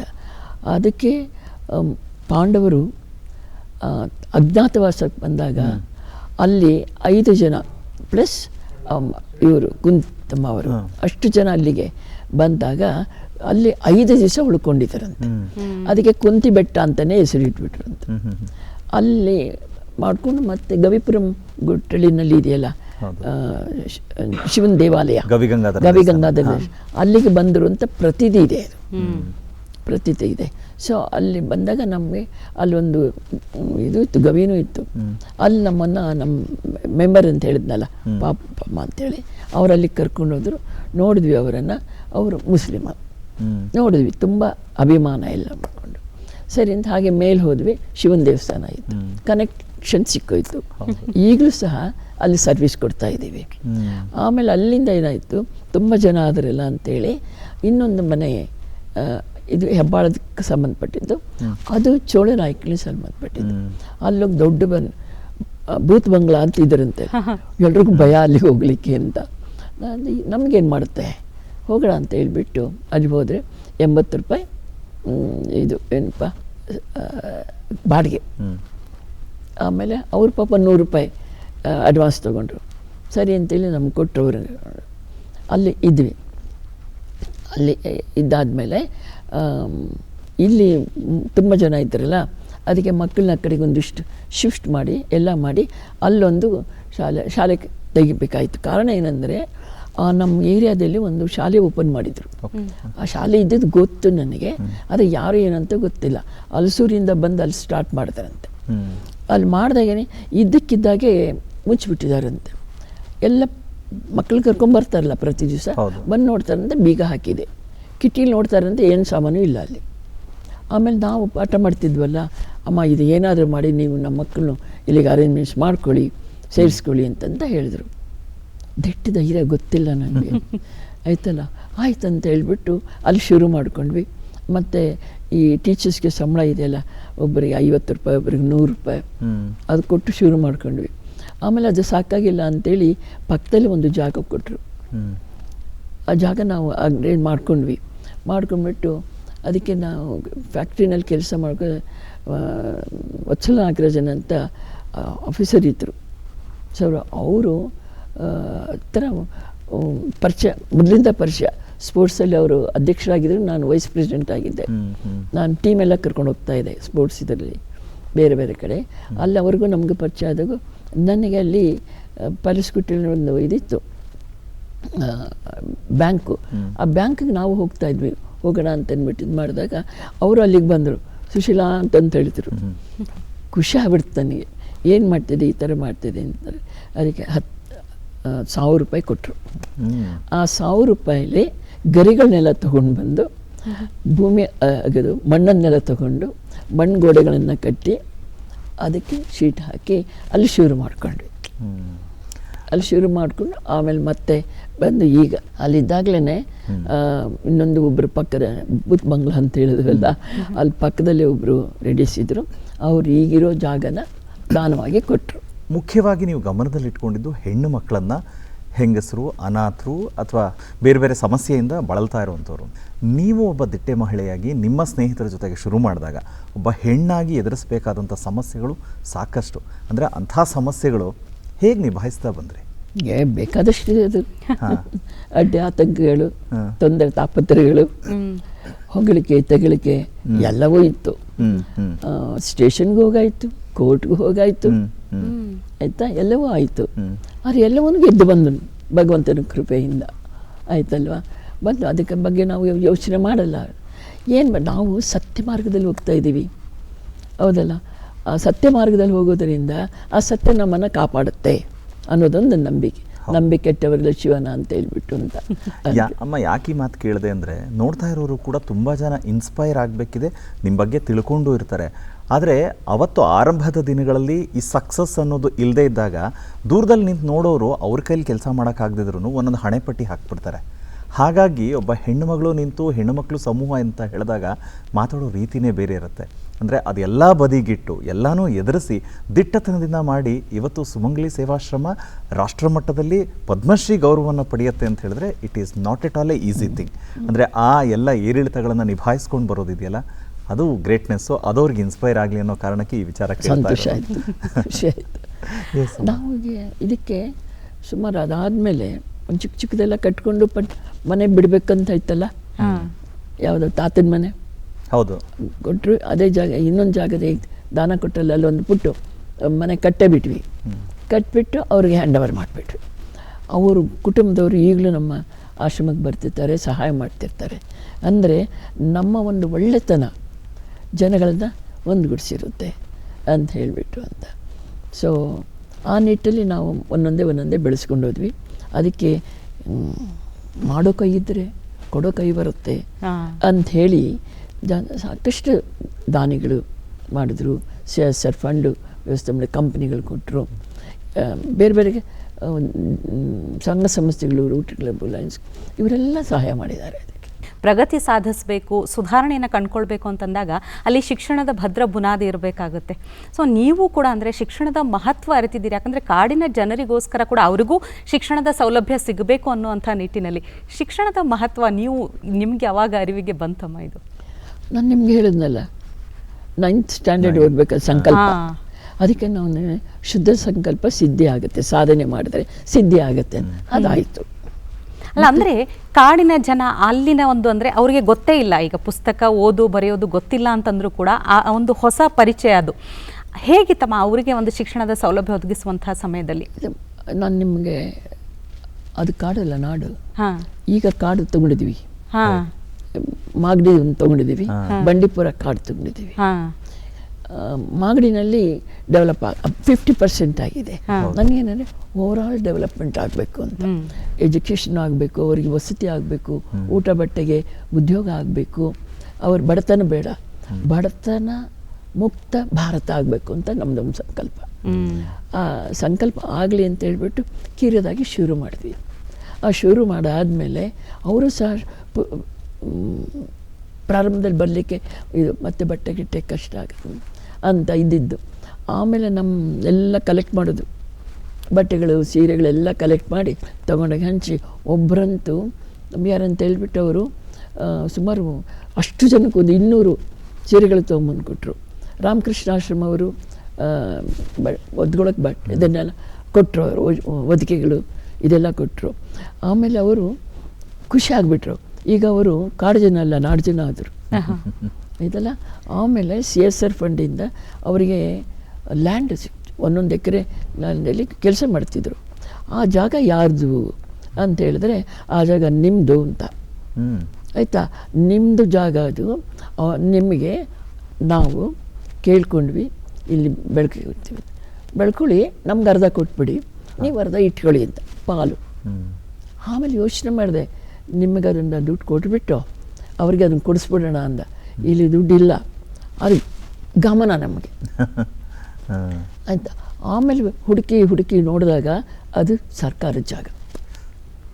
ಸರ್ಕಾರದ ಜಾಗ ಈಗ ಮಾತಾಡಿಬಿಟ್ಟು ಗೌರ್ಮೆಂಟ್ ಲೆವೆಲಲ್ಲಿ ಮಾತಾಡಿಬಿಟ್ಟು ಎಲ್ಲರಿಗೂ 162 ಮನೆಗಳಿಗೂ 1 ಎಕರೆ ಜಮೀನು ಆಯಿತು. ಅಂದರೆ ನಾನು ಹೇಳ್ತೀನಿ, ಬಸವಣ್ಣವರು ಒಂದು ಹೇಳ್ತಾರಲ್ಲ, ನೀನು ಒಲಿದರೆ ಕೊರಡುಕನರು ಉದಯ, ನೀನು ಒಲಿದರೆ ಬರಡಾಯಿನ ಉದಯ, ನೀನು ಒಲಿದರೆ ವಿಷ ಅಮೃತವಾಗುವುದಯ್ಯ, ನೀನು ಒಲಿದ ಸಕಲ ಪಡಿ ಪದಾರ್ಥಗಳು ಇದರಲ್ಲಿ ಉದಯ ಅಂತ. ಆ ಒಂದು ತತ್ವ ಇಲ್ಲಿ ನಮಗೆ ಬಹಳ ಸಹಾಯ ಮಾಡ್ತದೆ. ಮತ್ತು ಅವರು ಅದ ಹೊಲ ಇದು ಮಾಡಲಿಕ್ಕೆ CSR ಫಂಡಿಂದ ವ್ಯವಸ್ಥೆ ಮಾಡಿಕೊಂಡಾಗ ಅದು ಬರಡು ಭೂಮಿ ಉತ್ತಮ ಭೂಮಿ ಆಯಿತು. ಆದಮೇಲೆ ರಾಗಿ ಹಾಕಿಸಿದ್ರು. ರಾಗಿ ಹಾಕಿದರೆ ತೆನೆ ಒಂದೊಂದಿಷ್ಟು ಬಂತಲ್ಲ, ಅದು GKV ಅವ್ರು ನೋಡಿಬಿಟ್ಟು ಭಾಳ ಖುಷಿ ಆಗಿಬಿಟ್ಟು 25 ಜನ ಮಹಿಳೆಯರಿಗೆ ಅವಾರ್ಡ್ ಕೊಟ್ಟಿದ್ದಾರೆ. ಅದಲ್ಲ ಅವಾರ್ಡ್ನಲ್ಲಿ ಸರ್ಟಿಫಿಕೇಟು 5,000 ರೂಪಾಯಿ ಅಮೌಂಟು. ಅಂದರೆ ಅವ್ರಿಗೆ ಎಷ್ಟು ಖುಷಿಯಾಗಿರ್ಬೋದಲ್ವ 25 ಜನಕ್ಕೆ. ಅದೊಂದು ಸಕ್ಸಸ್ ಆಯಿತು. ಎರಡನೇದಾಗಿ ಅದು ಇನ್ನೀಗ ನಡೀತಾ ಇದೆ. ಆಮೇಲೆ ಮೂರನೇದಾಗಿ ಈ ಎರೆಹುಳ ಗೊಬ್ಬರ ಬೇಕಲ್ಲ, ರಾಸಾಯನ ಮುಕ್ತ ನಮ್ಮ ಭೂಮಿ ಆಗಬೇಕಂತೇಳಿ ಎರೆಹುಳ ಗೊಬ್ಬರದ್ದು ಎಲ್ಲರಿಗೂ ಪಿಟ್ಟು ಹಾಕ್ಕೊಟ್ವಿ, ಇದನ್ನು ಕಟ್ಟಿಕೊಟ್ವಿ, ಅದನ್ನೆಲ್ಲ ತೊಟ್ಟಿನ. ಅದರಲ್ಲಿ ಅವರಿಗೆ 3 ಇದನ್ನು ಹಾಕ್ಕೊಟ್ವಲ್ಲ, ಒಂದೊಂದರಲ್ಲಿ 1 ಟನ್ನು ಬರುತ್ತೆ ಅಂತ ಹೇಳಿದ್ರು. ಖುಷಿ ಆಯಿತು. ಆಮೇಲೆ GKV ರೇಟ್ ಫಿಕ್ಸ್ ಮಾಡಿ ಕಡೆಯಿಂದ್ವಿ 10 ರೂಪಾಯಿ ಇದ್ದಿದ್ದನ್ನು 15 ರೂಪಾಯಿ ಮಾಡಿದ್ರು. ಆವಾಗ ಅದರಲ್ಲೂ ಇನ್ಕಮ್ ಬಂತು. ನಮಗೇನೆಂದರೆ ಅಲ್ಲಿರೋರು 30,000 ರೂಪಾಯಿ ತಿಂಗಳಿಗೆ ಅರ್ನ್ ಮಾಡಬೇಕು ಅನ್ನೋದೊಂದು ಸಂಕಲ್ಪ. ಅದು ಆಯ್ತದು. ಆಮೇಲೆ ಒಂದು 30 ಜನ ಹೆಣ್ಮಕ್ಕಳಿಗೆ ಆಟೋ ಡ್ರೈವಿಂಗು, ಕಾಡು ಹೆಣ್ಮಕ್ಳು ಆಟೋ ಡ್ರೈವಿಂಗಾ ಅಂತ ಹೇಳಿದ್ರು. ಮೀಟಿಂಗ್, ಅಮ್ಮ ನಾವು ಮಾಡ್ತೀವಿ. ಅಷ್ಟೊತ್ತಿಗೆ ನಾವು ಅವೇರ್ನೆಸ್ ಎಲ್ಲ ಕ್ರಿಯೇಟ್ ಮಾಡಿದ್ವಿ. ಅವರು ಅದರಲ್ಲಿ ಆ 30 ಜನ ಟ್ರೈನಿಂಗ್ ಅದರಲ್ಲಿ ಒಬ್ಬರನ್ನ ಆರಿಸ್ಕೊಂಡು ಬಿಟ್ರು. ಅವರು ಟ್ರೈನಿಂಗ್ ಕೊಡ್ಸಕ್ಕಂದರು. 30,000 ರೂಪಾಯಿ ಸಂಬಳ. ಅದರ ಮೇಲೆ ತುಂಬ ಚೆನ್ನಾಗಿ ಆಕೆ ಡ್ರೈವಿಂಗ್ ಹೇಳ್ಕೊಡ್ತಿದ್ದರಂತೆ. ಆ ಹೇಳ್ಕೊಡೋ ಸಂದರ್ಭದಲ್ಲಿ ಅವ್ರಿಗೆ ಒಂದು 500 ರೂಪಾಯಿ ಕೊಡ್ತಿದ್ರಂತೆ. ಬೇಡ ಅಂತ ಹೇಳಿದ್ರಂತೆ. ಯಾಕೆ ನಾನು ಯಾರ ಹತ್ರ ಬೇಡ ಅಂತ ಹೇಳಿದ್ನಲ್ಲ, ಬೇಡ. ಆಮೇಲೆ ಹೇಳಿದ್ರೆ ತಗೊಳಕ್ಕೆ ಹೇಳಿ ಅವರಾಗೆ ಕೊಟ್ಟಾಗ ಅಂಥೇಳಿ ಹೇಳಿದಾಗ, ಇಲ್ಲ ಅಂದರೆ ಜೇಬಲ್ಲಿ ಇಟ್ಟು ಹೋಗ್ತಿದ್ದಾರಂತೆ. ಅದು ಕೋಟಿಗೆ ಇಟ್ಟು ಹಾಕ್ಕೊಂಡು ಜೇಬಲ್ಲಿ ಇಟ್ಟು ಹೋಗ್ತಿದ್ದಾರಂತೆ. ಆಮೇಲೆ ಅದೆಲ್ಲ 30,000 ಆಯಿತು. ಇದೊಂದಿಷ್ಟು ಹಣ ಆಯಿತು. ಇವರು ಆಟೋ ಇನ್ನು ಉಳಿದವರು ದಿವ್ಸಕ್ಕೆ 1,000 ರೂಪಾಯಿ ಅದು ಮಾಡೋರು. ಅಲ್ಲಿಗೆ 30,000 ರೂಪಾಯಿ ಆಯಿತು. ನಮ್ಮ ಸಂಕಲ್ಪ ಅಲ್ಲಿ ಫುಲ್ಫಿಲ್ ಆಯಿತು. ಆಮೇಲೆ ಸೆಕೆಂಡ್ ಬೆಳೆ ಹಾಕಿದಾಗ ಇದು ಇಡೀ ಇಂಡಿಯಾಗೆ ಬೀಜ A1 ಅಂತ ಆಯಿತು. ಅವರದು ಸೀಡ್ಸ್ ಕಾರ್ಪೊರೇಷನ್ ಅವ್ರು ಬಂದು ಚೆಕ್ ಮಾಡಿಬಿಟ್ಟು ಅದನ್ನು ಹೇಳಿದ್ರು. ಅದು ಇಡೀ ಇಂಡಿಯಾದಲ್ಲಿ ನಮಗೆ ಭಾಳ ಖುಷಿ ಆಗ್ಬಿಡ್ತು. ಒಂದೊಂದು ತೆನೆ ಹೀಗೆ ಬಂದಿತ್ತು.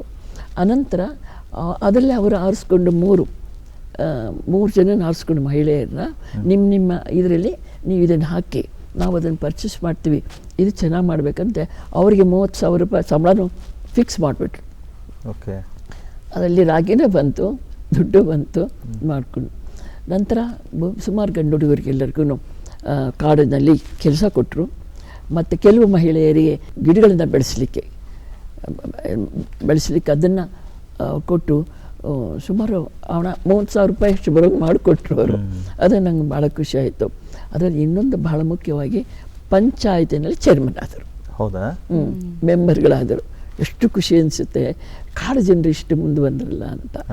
ಆಮೇಲೆ NGOs ನಾವು ಒಂದು ಇದು ಮಾಡಿದ್ವಿ, ಕೂಟ, ಸ್ವಯಂ ಸೇವಾ ಸಂಸ್ಥೆಗಳ ಒಕ್ಕೂಟ. ಅವ್ರಿಗೂ ಅವೇರ್ನೆಸ್ ಕೊಟ್ಟು ಎಲ್ಲ ಮಾಡಿ ಅವರು ಸುಮಾರು ಜನಕ್ಕೆ ಮಾಡಿದ್ವಿ. ಆಮೇಲೆ ಅದರಲ್ಲಿ ಈ ಇವನ್ನ ಕರ್ಕೊಂಡು ಹೊಟ್ಟೋಗ್ಬಿಟ್ವಿ, ಯಾರನ್ನ ಕಾಡು ಜನರು ಅವನ್ನೆಲ್ಲ ಕರ್ಕೊಂಡೋಗ್ಬಿಟ್ಟು ಸ್ಟೇಜ್ ಮೇಲೆ ಕರ್ಕೊಂಡೋಗಿ ಹಿಂದ್ಗಡೆ ಅವರಿಗೆಲ್ಲ ಹಾನರ್ ಮಾಡಿಬಿಟ್ಟು ಹಿಂದೆ ನಿಲ್ಲಿಸ್ಕೊಂಡು ಅವರಿಗೆ ಖುಷಿ ತೊಗೊಂಡೋಗಿ ಓಡಾಕಿ ಇದು ಮಾಡ್ತಾರಂತೆ. ಮಿನಿಸ್ಟ್ರ್ ಜೊತೆಯಲ್ಲಿ, ಚೀಫ್ ಮಿನಿಸ್ಟರ್ ಜೊತೆಯಲ್ಲಿ ನಮಗೆ ಈ ಕರ್ಕೊಂಡೋದ್ರಲ್ಲ ಅಂತ ಅಷ್ಟು ಖುಷಿ ಅಂದಂತೆ. ಮತ್ತು ಅಲ್ಲೊಂದು ಅಂಗಡಿನ ಮಾಡಿಸ್ಕೊಟ್ಟಿದ್ವಿ ಮಾರಾಟಕ್ಕೆ. ಅವರು ಬೆತ್ತದು ಇದು ಮಾಡ್ತಿದ್ದಾರಲ್ಲ, ಬುಟ್ಟಿ ಇದನ್ನೆಲ್ಲ ಇಟ್ಟು ಅದನ್ನು ಅಂತಂದ್ಬಿಟ್ಟು. ಅನಂತರ ಇದೆಲ್ಲ ಆದಮೇಲೆ ಅವ್ರಿಗೆ ಎಷ್ಟು ಧೈರ್ಯ ಬಂದಿದೆ ಅಂದರೆ, ಹೋದ ವರ್ಷ ಅಂಬೇಡ್ಕರ್ ಜಯಂತಿ ಮಾಡುವಾಗ ಸುಮಾರು 4-5 ಸಾವಿರ ಜನ ಇದ್ದರಂತೆ. ಅದರಲ್ಲಿ ನೀವು ಯಾರು ಬಂದು ಮಾತಾಡಿ ಅಂತ ಹೇಳಿದ ತಕ್ಷಣ ಒಬ್ರೋಗಿ ನಿಂತು ಮಾತಾಡಿಬಿಟ್ರಂತೆ. ಅಂದರೆ ಅಷ್ಟು ಧೈರ್ಯ ಅವ್ರುಗಳು ಬಂತಲ್ಲ ಅಂದ್ರೆ ನಮಗಷ್ಟು ಖುಷಿ. ಸಂಸಾರದ ಬಂಧನದಿಂದ ಹೊರಗಡೆ ಬಂದು ಇನ್ನಿತರ ಸಂಸಾರಗಳಿಗೆ ಆಸರಿಯಾಗಿದ್ದಿರಲ್ಲ ನೋಡಿ. ಈಗ ಜಮೀನು ಕೊಡಿಸೋದು ಮತ್ತು ಅವ್ರ ಬದುಕು ಕಟ್ಕೊಳ್ಳೋದಕ್ಕೆ ಪ್ರತಿ ತಿಂಗಳು ಅವ್ರಿಗೆ ಇಷ್ಟು ಆದಾಯ ಬರೋ ರೀತಿನಲ್ಲಿ ಮಾಡೋದು, ಇದೆಲ್ಲನೂ ಗಮನಿಸಿದಾಗ ಅಂದರೆ ಸಂಸಾರದ ಜಂಜಾಟದಿಂದ ಹೊರಬಂದು ಇನ್ನೊಂದಷ್ಟು ಸಂಸಾರಕ್ಕೆ ಆಸರೆ ಅಂತ ಹೇಳಿದಾಗ ಎಷ್ಟು ಜನಕ್ಕೆ ಈ ಮನಸ್ಥಿತಿಯಲ್ಲಿ ಬದುಕು ನಡೆಸೋಕ್ಕೆ ಆಗತ್ತೆ ಗೊತ್ತಿಲ್ಲ. ಆದರೆ ಈಗ ಸುಮಂಗಲಿ ಸೇವಾಶ್ರಮ ಅಂದರೆ ಯಾವ್ಯಾವ ವಿಂಗ್ಗಳಲ್ಲಿ ಕೆಲಸ ಮಾಡ್ತಾ ಇದೆ ಅಮ್ಮ?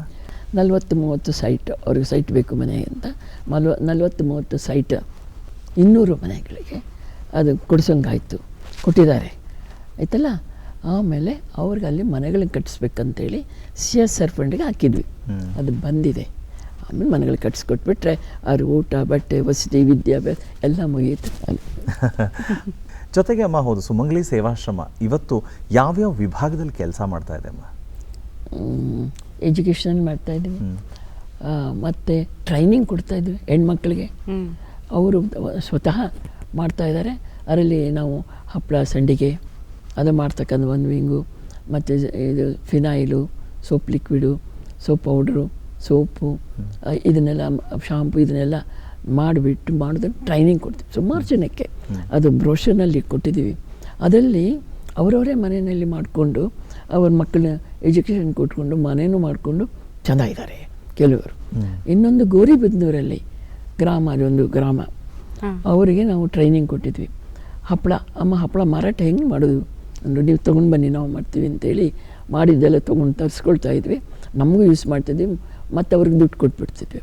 ಆಮೇಲೆ ಅವರು ಇಡೀ ಇದರಲ್ಲಿ ಗ್ರಾಮದಲ್ಲಿ ಮಾಡಬೇಕಂತ ತೀರ್ಮಾನ ಮಾಡಿ ಹಪ್ಪಳ ಸಪ್ಪಳ ಅಂತೇಳಿ ಹೆಸರು, ಕರ್ನಾಟಕ ದರ್ಶನ ಪೇಪರ್ ಇತ್ತಲ್ಲ, ಅದರಲ್ಲಿ ಹಪ್ಪಳ ಸಪ್ಪಳ ಅಂತ ಹೇಳ್ಬಿಟ್ಟು ಅವ್ರನ್ನ ಇಂಟರ್ವ್ಯೂ ಮಾಡಿದ್ರು. ಅದರಲ್ಲಿ ಸುಮಾರು ಇದು ಮಾಡಿಬಿಟ್ಟು ಒಂದು ಪ್ರತಿಯೊಂದು ಮನೆಯವರು, ಸಣ್ಣ ಮನೆಯಲ್ಲಿದ್ದವರು ಗೊತ್ತಲ್ಲ, ಹೆಂಚ್ ಅವರೆಲ್ಲ ಈಗ ತಾರಸಿ ಮನೆ ಮಾಡಿಕೊಂಡು ಆರಾಮಿದ್ದು ಬೆಳಗ್ಗೆಲ್ಲ ಅವರು ಹಪ್ಪಳ ಮಾಡೋದು, ಮರು ದಿವಸ ಒಣಗಿದೆಲ್ಲ ಆದಮೇಲೆ ಗಂಡಸರು ಅದನ್ನೆಲ್ಲ ಮಾರಾಟ ಮಾಡ್ಕೊಂಡು ಬಾಂಬೆಗೆ ಅಲ್ಲಿಗೆಲ್ಲ ಹೋಗ್ತಾರಂತೆ. ಅವರೀಗ ಕೋಪರೇಟಿವ್ ಸೃಷ್ಟಿ ಮಾಡಿಕೊಂಡು ಎಲ್ರಿಗೂ ಕಷ್ಟ ಬಂದಾಗ ಕೊಡ್ತಿರ್ತಾರೆ, ಮದುವೆ ಮುಂಚೆಗೆ ಬೇಕಲ್ಲ, ಕೊಡೋ ಮಾಡಿಕೊಂಡು ಸುಮಾರು 3 ಕೋಟಿ ಹಣವನ್ನು ಅದರಲ್ಲಿ ಇಟ್ಕೊಂಡಿದ್ದಾರೆ. ಸಮಗ್ರ ಗ್ರಾಮ ಮಾಡ್ತು ಅಂದರೆ ನಮಗೆ ಎಷ್ಟು ಖುಷಿ ಆಗುತ್ತೆ, ಸಾರ್ಥಕತೆಯನ್ನು. ಅಮ್ಮ, ಒಂದು ಕಡೆ ಅಂದರೆ ನಿರಾಶ್ರಿತರಿಗೆ, ಅನಾಥರಿಗೆ ಒಂದು ಆಶ್ರಯವನ್ನು ನೀಡೋದು, ಉಚಿತ ಊಟ, ವಸತಿ ಸೌಲಭ್ಯ, ಇದು ಒಂದು ಹಂತ. ಆದರೆ ಅವರಲ್ಲಿ ಜೀವನೋತ್ಸಾಹವನ್ನು ತುಂಬಲಿಕ್ಕಾಗಿರಬಹುದು, ಈ ಸ್ವಾವಲಂಬಿ ಬದುಕನ್ನು ಕಟ್ಕೊಳ್ಳೋದಕ್ಕೆ ವಿವಿಧ ಕೌಶಲ್ಯಗಳ ತರಬೇತಿ ನೀಡ್ತಾ ಬಂದ್ರಿ. ಇವತ್ತಿಗೂ ನನಗೆ ನೀವು ಹೇಳ್ತಾ ಇರುವಾಗ ಇನ್ನೊಬ್ಬರಿಗೆ ಮನೆ ಸಿಕ್ತು, ಅವರಿಗೆ ಒಂದು ತಿಂಗಳಿಗೆ ಆದಾಯ ಸಿಕ್ತು ಅಂತ ಹೇಳಿದಾಗ ಆ ಖುಷಿ, ಆ ಕಣ್ಣಲ್ಲಿ ಹೊಳಪು ಕಾಣ್ತಾ ಇದೆ. ಬೇರೆಯವರಿಗೆ ಅಷ್ಟು ಒಂದು ಸೌಲಭ್ಯಗಳು ನೀವು ಒದಗಿಸಿಕೊಟ್ಟಿರುವಂಥ ಒಂದು ಸಾರ್ಥಕತೆಯ ಭಾವ ಕಾಣ್ತಾ ಇದೆ. ಆದರೆ ನನಗಿವತ್ತು ಸುಶೀಲಮ್ಮ ಅವರ ದೃಷ್ಟಿಕೋನದಲ್ಲಿ ಕುಟುಂಬ ಅಂದರೆ ಏನಮ್ಮ? ಯಾಕಂದರೆ ಬಹಳ ಬೇಗನೆ ತಂದೆ ತಾಯಿಯನ್ನು ಕಳ್ಕೊಂಡಿದ್ದೀರಿ, ಆದರೆ ನೀವೊಂದು ದೊಡ್ಡ ಕುಟುಂಬನ ಬೆಳೆಸ್ಕೊಂಡಿದ್ದೀರಿ ಇವತ್ತು, ಸುಮಂಗಲಿ ಸೇವಾಶ್ರಮ ಅನ್ನುವಂಥದ್ದು. ಆದರೆ ಕುಟುಂಬ ಅಂತ ಬಂದಾಗ ನಿಮ್ಮ ಮನಸ್ಸಲ್ಲಿ ಮೂಡುವಂಥ ಚಿತ್ರ ಏನಮ್ಮ? ಒಂದು ಕುಟುಂಬ ಅಂತ ಬಂದಾಗ ಆ ಕುಟುಂಬ ಸುಭಿಕ್ಷವಾಗಿರಬೇಕು, ಎಲ್ಲರೂ ಇರಬೇಕು ಅನ್ನೋ ನನ್ನ ಭಾವನೆ. ಮತ್ತು ಫ್ಯಾಮಿಲಿ ಕೌನ್ಸಿಲ್ ನಾವು ಮಾಡ್ತಿದ್ವಿ. ಗಂಡ ಹೆಂಡತಿ ಜಗಳ ಗೊತ್ತಲ್ಲ, ಏನೇನೋ ಚಿಕ್ಕ ಪುಟ್ಟದಕ್ಕೆಲ್ಲ ಗಲಾಟೆ ಮಾಡಿಕೊಂಡು ಬಡ್ತಾ ಬೈಕ್ಗಳು ಇದೆಲ್ಲ ಮಾಡ್ಕೊಂಡು ಬಂದಾಗ ಅವರನ್ನು ರಿಪೇರಿ ಮಾಡಿಬಿಟ್ಟು ಅವ್ರ ಹತ್ರ ಏನು ಸಮಸ್ಯೆ, ಈಗ ನೀವು ಅವ್ರ ಸಮಸ್ಯೆ ಹೇಳ್ತೀರಿ, ನಂಗೆ ಹಂಗೆ ಮಾಡಿದೆ ಹಿಂಗೆ ಮಾಡೋದು ಅಂತ, ಇವರು ನಿಮ್ಮ ಸಮಸ್ಯೆ ಹೇಳ್ತಾರೆ, ಹೌದಾ? ಎಲ್ಲ ಆದಮೇಲೆ ನಾನು ಕೇಳ್ತಿದ್ದೆ, ಏನು ಮಾಡ್ಬೇಕು ಹೇಳಿ, ಇಬ್ಬರು ಜಾಯಿನ್ ಆಗ್ತಾರೆ ಇಲ್ವಾ? ಆ ಖಡಾಖಂಡಿತ ಮಾತಿದೆಯಲ್ಲ, ಅವ್ರಿಗೆ ಕೋಪ ಮಾಡಿಕೊಂಡಲ್ಲ, ಪ್ರೀತಿ ಭಾವನೆಯಿಂದ ಹೇಗಿದ್ದರೆ ನೀವು ಅವ್ರ ಜೊತೆಲಿ ಇರ್ತೀರಿ ಅಂತ ಅವರಿಗೆ ಪ್ರಶ್ನೆ ಹಾಕ್ಬಿಡ್ಬೇಕು. ಅಮ್ಮ ಹೀಗಿದ್ದರೆ ನಾನು ಇರ್ತೀನಿ, ಅವರು ಹೇಗಿದ್ದರೆ ಇರ್ತೀನಿ ಅಂತಾರೆ. ಸೊ ಇಬ್ಬರಿಗೂ ಹೇಳ್ಬಿಟ್ಟು ಇಬ್ಬರನ್ನೂ ಕರ್ಕೊಂಡು ಕೂಡಿಸ್ಕೊಂಡು, ಇನ್ಮೇಲೆ ಇದನ್ನೆಲ್ಲ ಬಿಟ್ಟು ನೀವಿಬ್ಬರು ಚೆನ್ನಾಗಿರಿ, ಮಕ್ಕಳ ಮೇಲೆ ಪರಿಣಾಮ ಆಗುತ್ತೆ, ಅದಾಗೋದು ಬೇಡ ಅಂಥೇಳಿ ಸೇರಿಸಿ ನಮ್ಮ ದೇವಸ್ಥಾನ ಇದೆ, ಹಾರ ತಂದು ಅವ್ರಿಗೆ ಇಬ್ಬರಿಗೂ ಹಾಕ್ಬಿಟ್ಟು ಪೂಜೆ ಮಾಡಿಸ್ಬಿಟ್ಟು ಅವರನ್ನು ಮನೆಗೆ ಊಟ ಮಾಡಿಸ್ಬಿಟ್ಟು ಮನೆಗೆ ಕಳಿಸ್ಬಿಟ್ಟು ಚೆನ್ನಾಗಿದ್ದಾರೆ. 99% ನಾವು ಅಲ್ಲಿನೇ ತೀರ್ಮಾನ ಮಾಡಿಬಿಡ್ತೀವಿ. ಇನ್ನೊಂದು 2% ಮಾತ್ರ ಇಲ್ಲ ಆಗಲ್ಲಪ್ಪ ನೀವು ಹೋಗಿ ಅಂತ. ಒಂದು ನೆಲಮಂಗಲದಿಂದ ಒಂದು ಕೇಸ್ ಬಂತು, ಪ್ರೆಗ್ನೆಂಟ್ ಲೇಡಿ ಗೋಡೆ ತನ್ನಿಸ್ಬೇಕು, ಕಾಲನ್ನ ಬದ್ದಿದ್ದಾನಂತೆ. ಅದಕ್ಕೆ ಕೇಳಿ ಬಂದಿದ್ದ ಮನುಷ್ಯ 4-5 ಬಿಗದೆ ನಾನು. ಆಮೇಲೆ ಸ್ವಲ್ಪ ದಿವಸ ಎಲ್ಲ ಆದಮೇಲೆ ಪಂಚಾಯತಿಯವ್ರನ್ನೆಲ್ಲ ಕರ್ಕೊಂಡ್ಬಿಡಿ 25 ಜನನ ಕೂಡಿಸ್ಕೊಂಡೆ ನಾನು, ಕೂತ್ಕೊಳ್ಳಿ ಎಲ್ಲರೂ, ಏನು ಹೇಳಿ ನೀವು ಅವರು ಹೊಡೆದು ಬಿಟ್ರಂತೆ, ಮತ್ತು ಅವರು ಹೆಂಡತಿ ಎಲ್ಲೋ ಇಟ್ಟಿದ್ದೀರಂತೆ, ಹಾಸ್ಟೆಲಲ್ಲಿ ಇಟ್ಟಿದ್ದೀವಿ ಅಂತ. ಯಾಕೆ ಹೇಳ ಸರ್ ನಿಮಗೆ ಅಂತ ಹೇಳಿಮ್ಮ ಇದು ಹೇಳಿದ ತಕ್ಷಣ ಅಲ್ಲಿದ್ದು ಚೆನ್ನಾಗಿ ಬಿಗಿದು ಬಿಟ್ಟು ಈ ಥರ ಮಾಡಿ ನಮ್ಮನ್ನು ಅವಮಾನ ಮಾಡಕ್ಕೆ ಕರ್ಕೊಂಬಂದೆ ಇಲ್ಲಿ ಅಂತೇಳಿ. ಆಮೇಲೆ ಬುದ್ಧಿ ಇಲ್ಲ ಕಣೆ ಅಂತ ಅಂದ್ಬಿಟ್ಟು ಅವರೇ ಬೈದು ಚೆನ್ನಾಗಿ.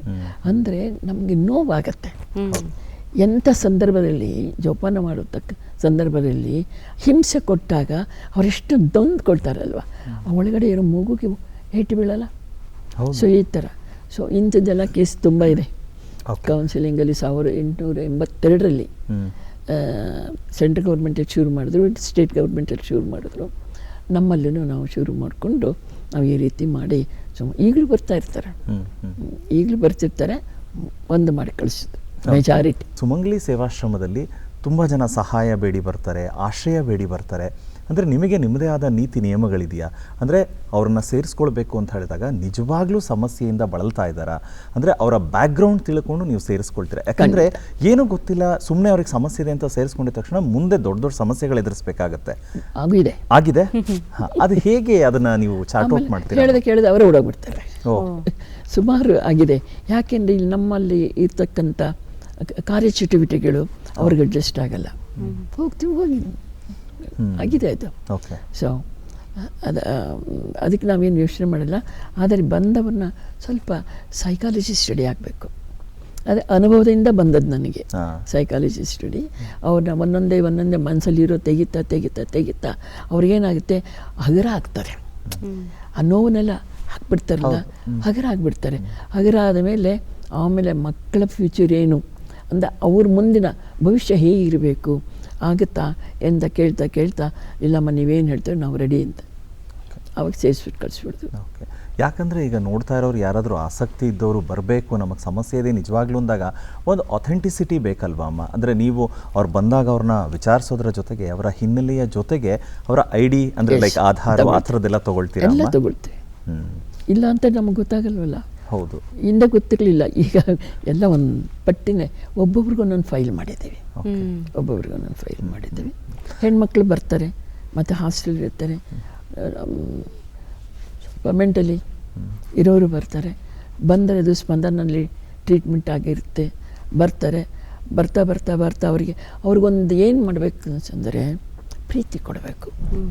ಅವ್ರು ಏನು ಕೇಳ್ತಾರೋ ಅದು ಕೊಡಬೇಕು, ನಾವು ಹೊಂದ್ಕೋಬೇಕು. ಅವಾಗೇನಾಗುತ್ತೆ, ಒಂಥರ ಖುಷಿ ಆಗುತ್ತೆ, ಗಾಬರಿ ಆಗಲ್ಲ, ಖುಷಿ ಆಗಿಬಿಡುತ್ತೆ. ನಂತರ ನಾವೇನು ಮಾಡ್ತೀವಿ, ಅವ್ರಿಗೇನು ಇಚ್ಛೆನೋ ಅದನ್ನ ಪ್ರಕಾರ ಹೋಗಿ ಒಂಥರ ಅವ್ರಿಗೂ ಸುಮ್ಮನೆ ಬಿಡೋಲ್ಲ, ಏನಾದರೂ ಮಾಡ್ತಾ ಇರಬೇಕು ಅಂತ. ಅಂದರೆ ಸೋಮರಿತನ ಆಗಬಾರ್ದು ಅಂತ ಮಾಡ್ತಾಯಿದ್ದಾರೆ. ಆಮೇಲೆ ಬರ್ತಾ ಮಾತ್ರೆಗಳನ್ನು ಬಿಡಿಸ್ತಾ ಬರ್ತೀವಿ. ಕೆಲವರು ಬಿಡಿಸ್ಬಿಟ್ಟು ಒಂದು ಲೆವೆಲ್ಗೆ ತಂದಿದ್ದೀವಿ. ಸೊ ಈ ರೀತಿಯಲ್ಲಿ ಸುಮಾರು ಜನಕ್ಕೆ ಮಾಡಿದ್ವಿ. ಈಗಲೂ ಇದ್ದಾರೆ ನಮ್ಮಲ್ಲಿ, ವೃದ್ಧರಿದ್ದಾರೆ, ಮೆಂಟಲಿ ಇರೋರು ಇದ್ದಾರೆ. ಅವ್ರು ಬರೋವಾಗ ಅವ್ರ ಫೇಸ್ ನೋಡಲಿಕ್ಕೆ ಭಯ ಆಗುತ್ತೆ, ಆ ಥರ ಬರ್ತದೆ. ಆಮೇಲೆ ಬರ್ತಾ ಕಳೆಗಳು ಎಷ್ಟು ಚೆಂದ ಮುಖದಲ್ಲಿ ಕಳೆ ಇರುತ್ತೆ ಅಂದರೆ ಅಷ್ಟು ಚೆಂದ ಇರುತ್ತೆ. ಅಮ್ಮ, ಈ ಸುಮಂಗಲಿ ಸೇವಾಶ್ರಮದ ಸಂಪೂರ್ಣ ಜವಾಬ್ದಾರಿ ಜೊತೆಗೆ ಬೇರೆ ಬೇರೆ ಸಂಘಗಳಲ್ಲೂ, ಅಂದರೆ ಈಗ ಬೆಂಗಳೂರು ಉತ್ತರ ವಲಯದ ಮಹಿಳಾ ಮಂಡಳ ಅಲ್ಲಿನ ಒಕ್ಕೂಟದ ಅಧ್ಯಕ್ಷರಾಗಿ ಆಗಿರಬಹುದು, ಈ ರೀತಿ ಎಲ್ಲ ಜವಾಬ್ದಾರಿಗಳನ್ನು ಹೇಗೆ ನಿಭಾಯಿಸ್ತಾ ಬಂದಿದ್ದೀರಿ? ಗೊತ್ತಿಲ್ಲ, ನನಗೆ ಪ್ಲ್ಯಾನ್ ಮಾಡ್ತಾನೆ ಇರ್ತೇನೆ ನಾನು. ಇದೀಗ ನಂಗೆ ಬಂದ ತಕ್ಷಣ ಡೈರಿ ಬರೆದ್ಬಿಡ್ತೀನಿ. ಡೈರಿ ಬರೆದ್ಬಿಟ್ಟು ಇದು ಆಯ್ತಾ ಇಲ್ಲ ಅಂತ ಆಗಿದ್ರೆ ಟಿಕ್ ಮಾರ್ಕ್ ಹಾಕ್ತೀನಿ, ಇಲ್ಲ ಅಂದರೆ ಹಾಗೆ ಬಿಟ್ಟಿರ್ತೀನಿ. ಡೈಲಿ ಒಂದೊಂದು ಸಾರಿ ನೋಡಿ ಮಾಡ್ಕೊಂಡು ಹೋಗ್ತೀವಿ. ಅದಲ್ಲದೆ ಇದು ತಾಲೂಕು ಮಟ್ಟದ್ದು, ಸ್ಟೇಟ್ ಲೆವೆಲಲ್ಲೂ ಅದನ್ನು ಆರ್ಗನೈಸ್ ಮಾಡಿದ್ದೀವಿ. ಸ್ಟೇಟ್ ಲೆವೆಲಲ್ಲಿ ಅವರು ಇದೆ ಎಲ್ಲನೂ ನನಗೆ ಬಂದದ್ದು. ಸಮಾಜ ಸೇವೆ ಮಾಡಬೇಕು ಬಂದಿದ್ದು ನಮ್ಮ ಲೀಲಾದೇವಿ ಪ್ರಸಾದಮ್ಮ ಅವರು ಇದ್ದಾರೆ, ಅವರಿಂದ ಸಮಾಜ ಜನ.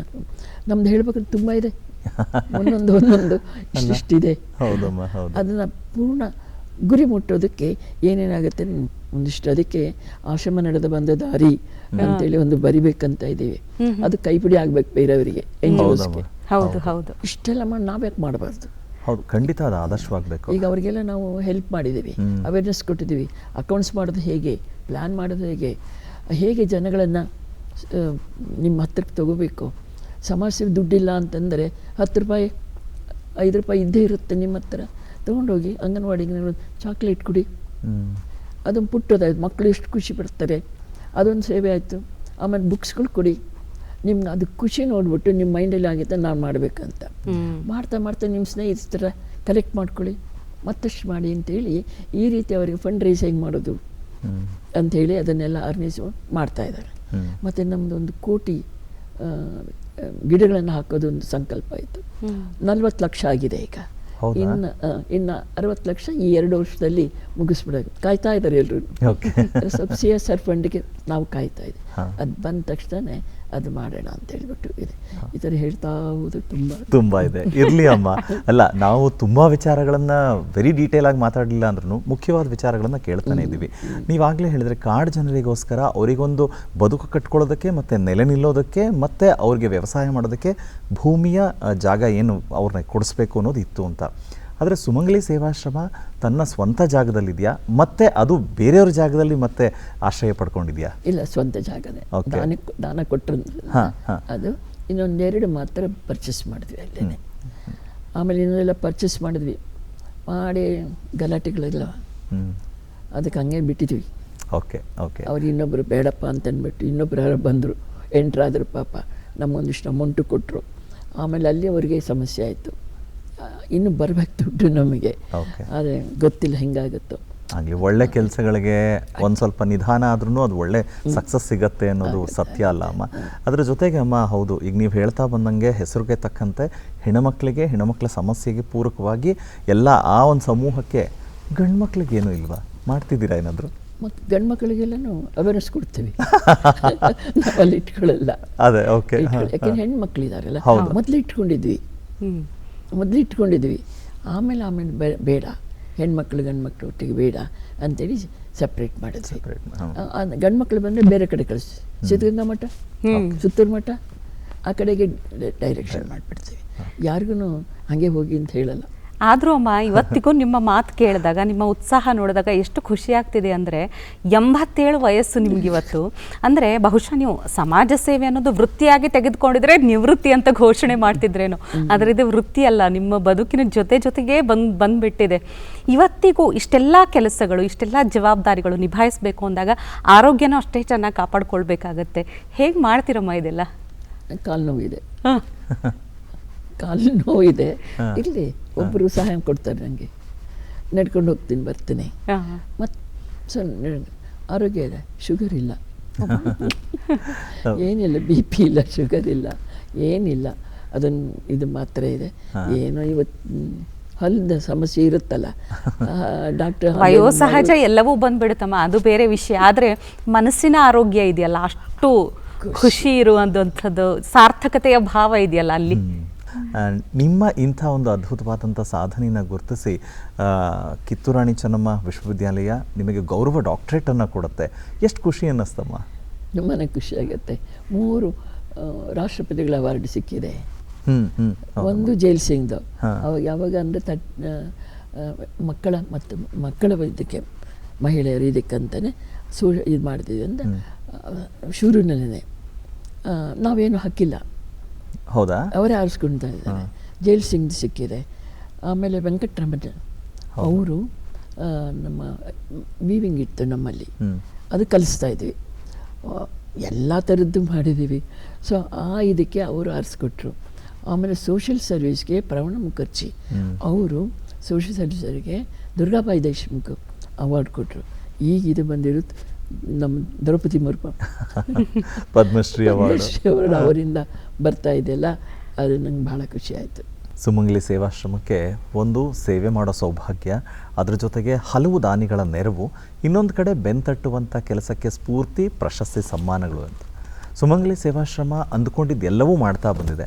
ಆದರೆ ಸುಶೀಲಮ್ಮ ಅವರ ಕನಸಿನಲ್ಲಿ ಇನ್ನೇನೆಲ್ಲ ಉಳ್ಕೊಂಡಿದೆ, ಇನ್ನೂ ಮಾಡಬೇಕು ಅನ್ನುವಂಥದ್ದು?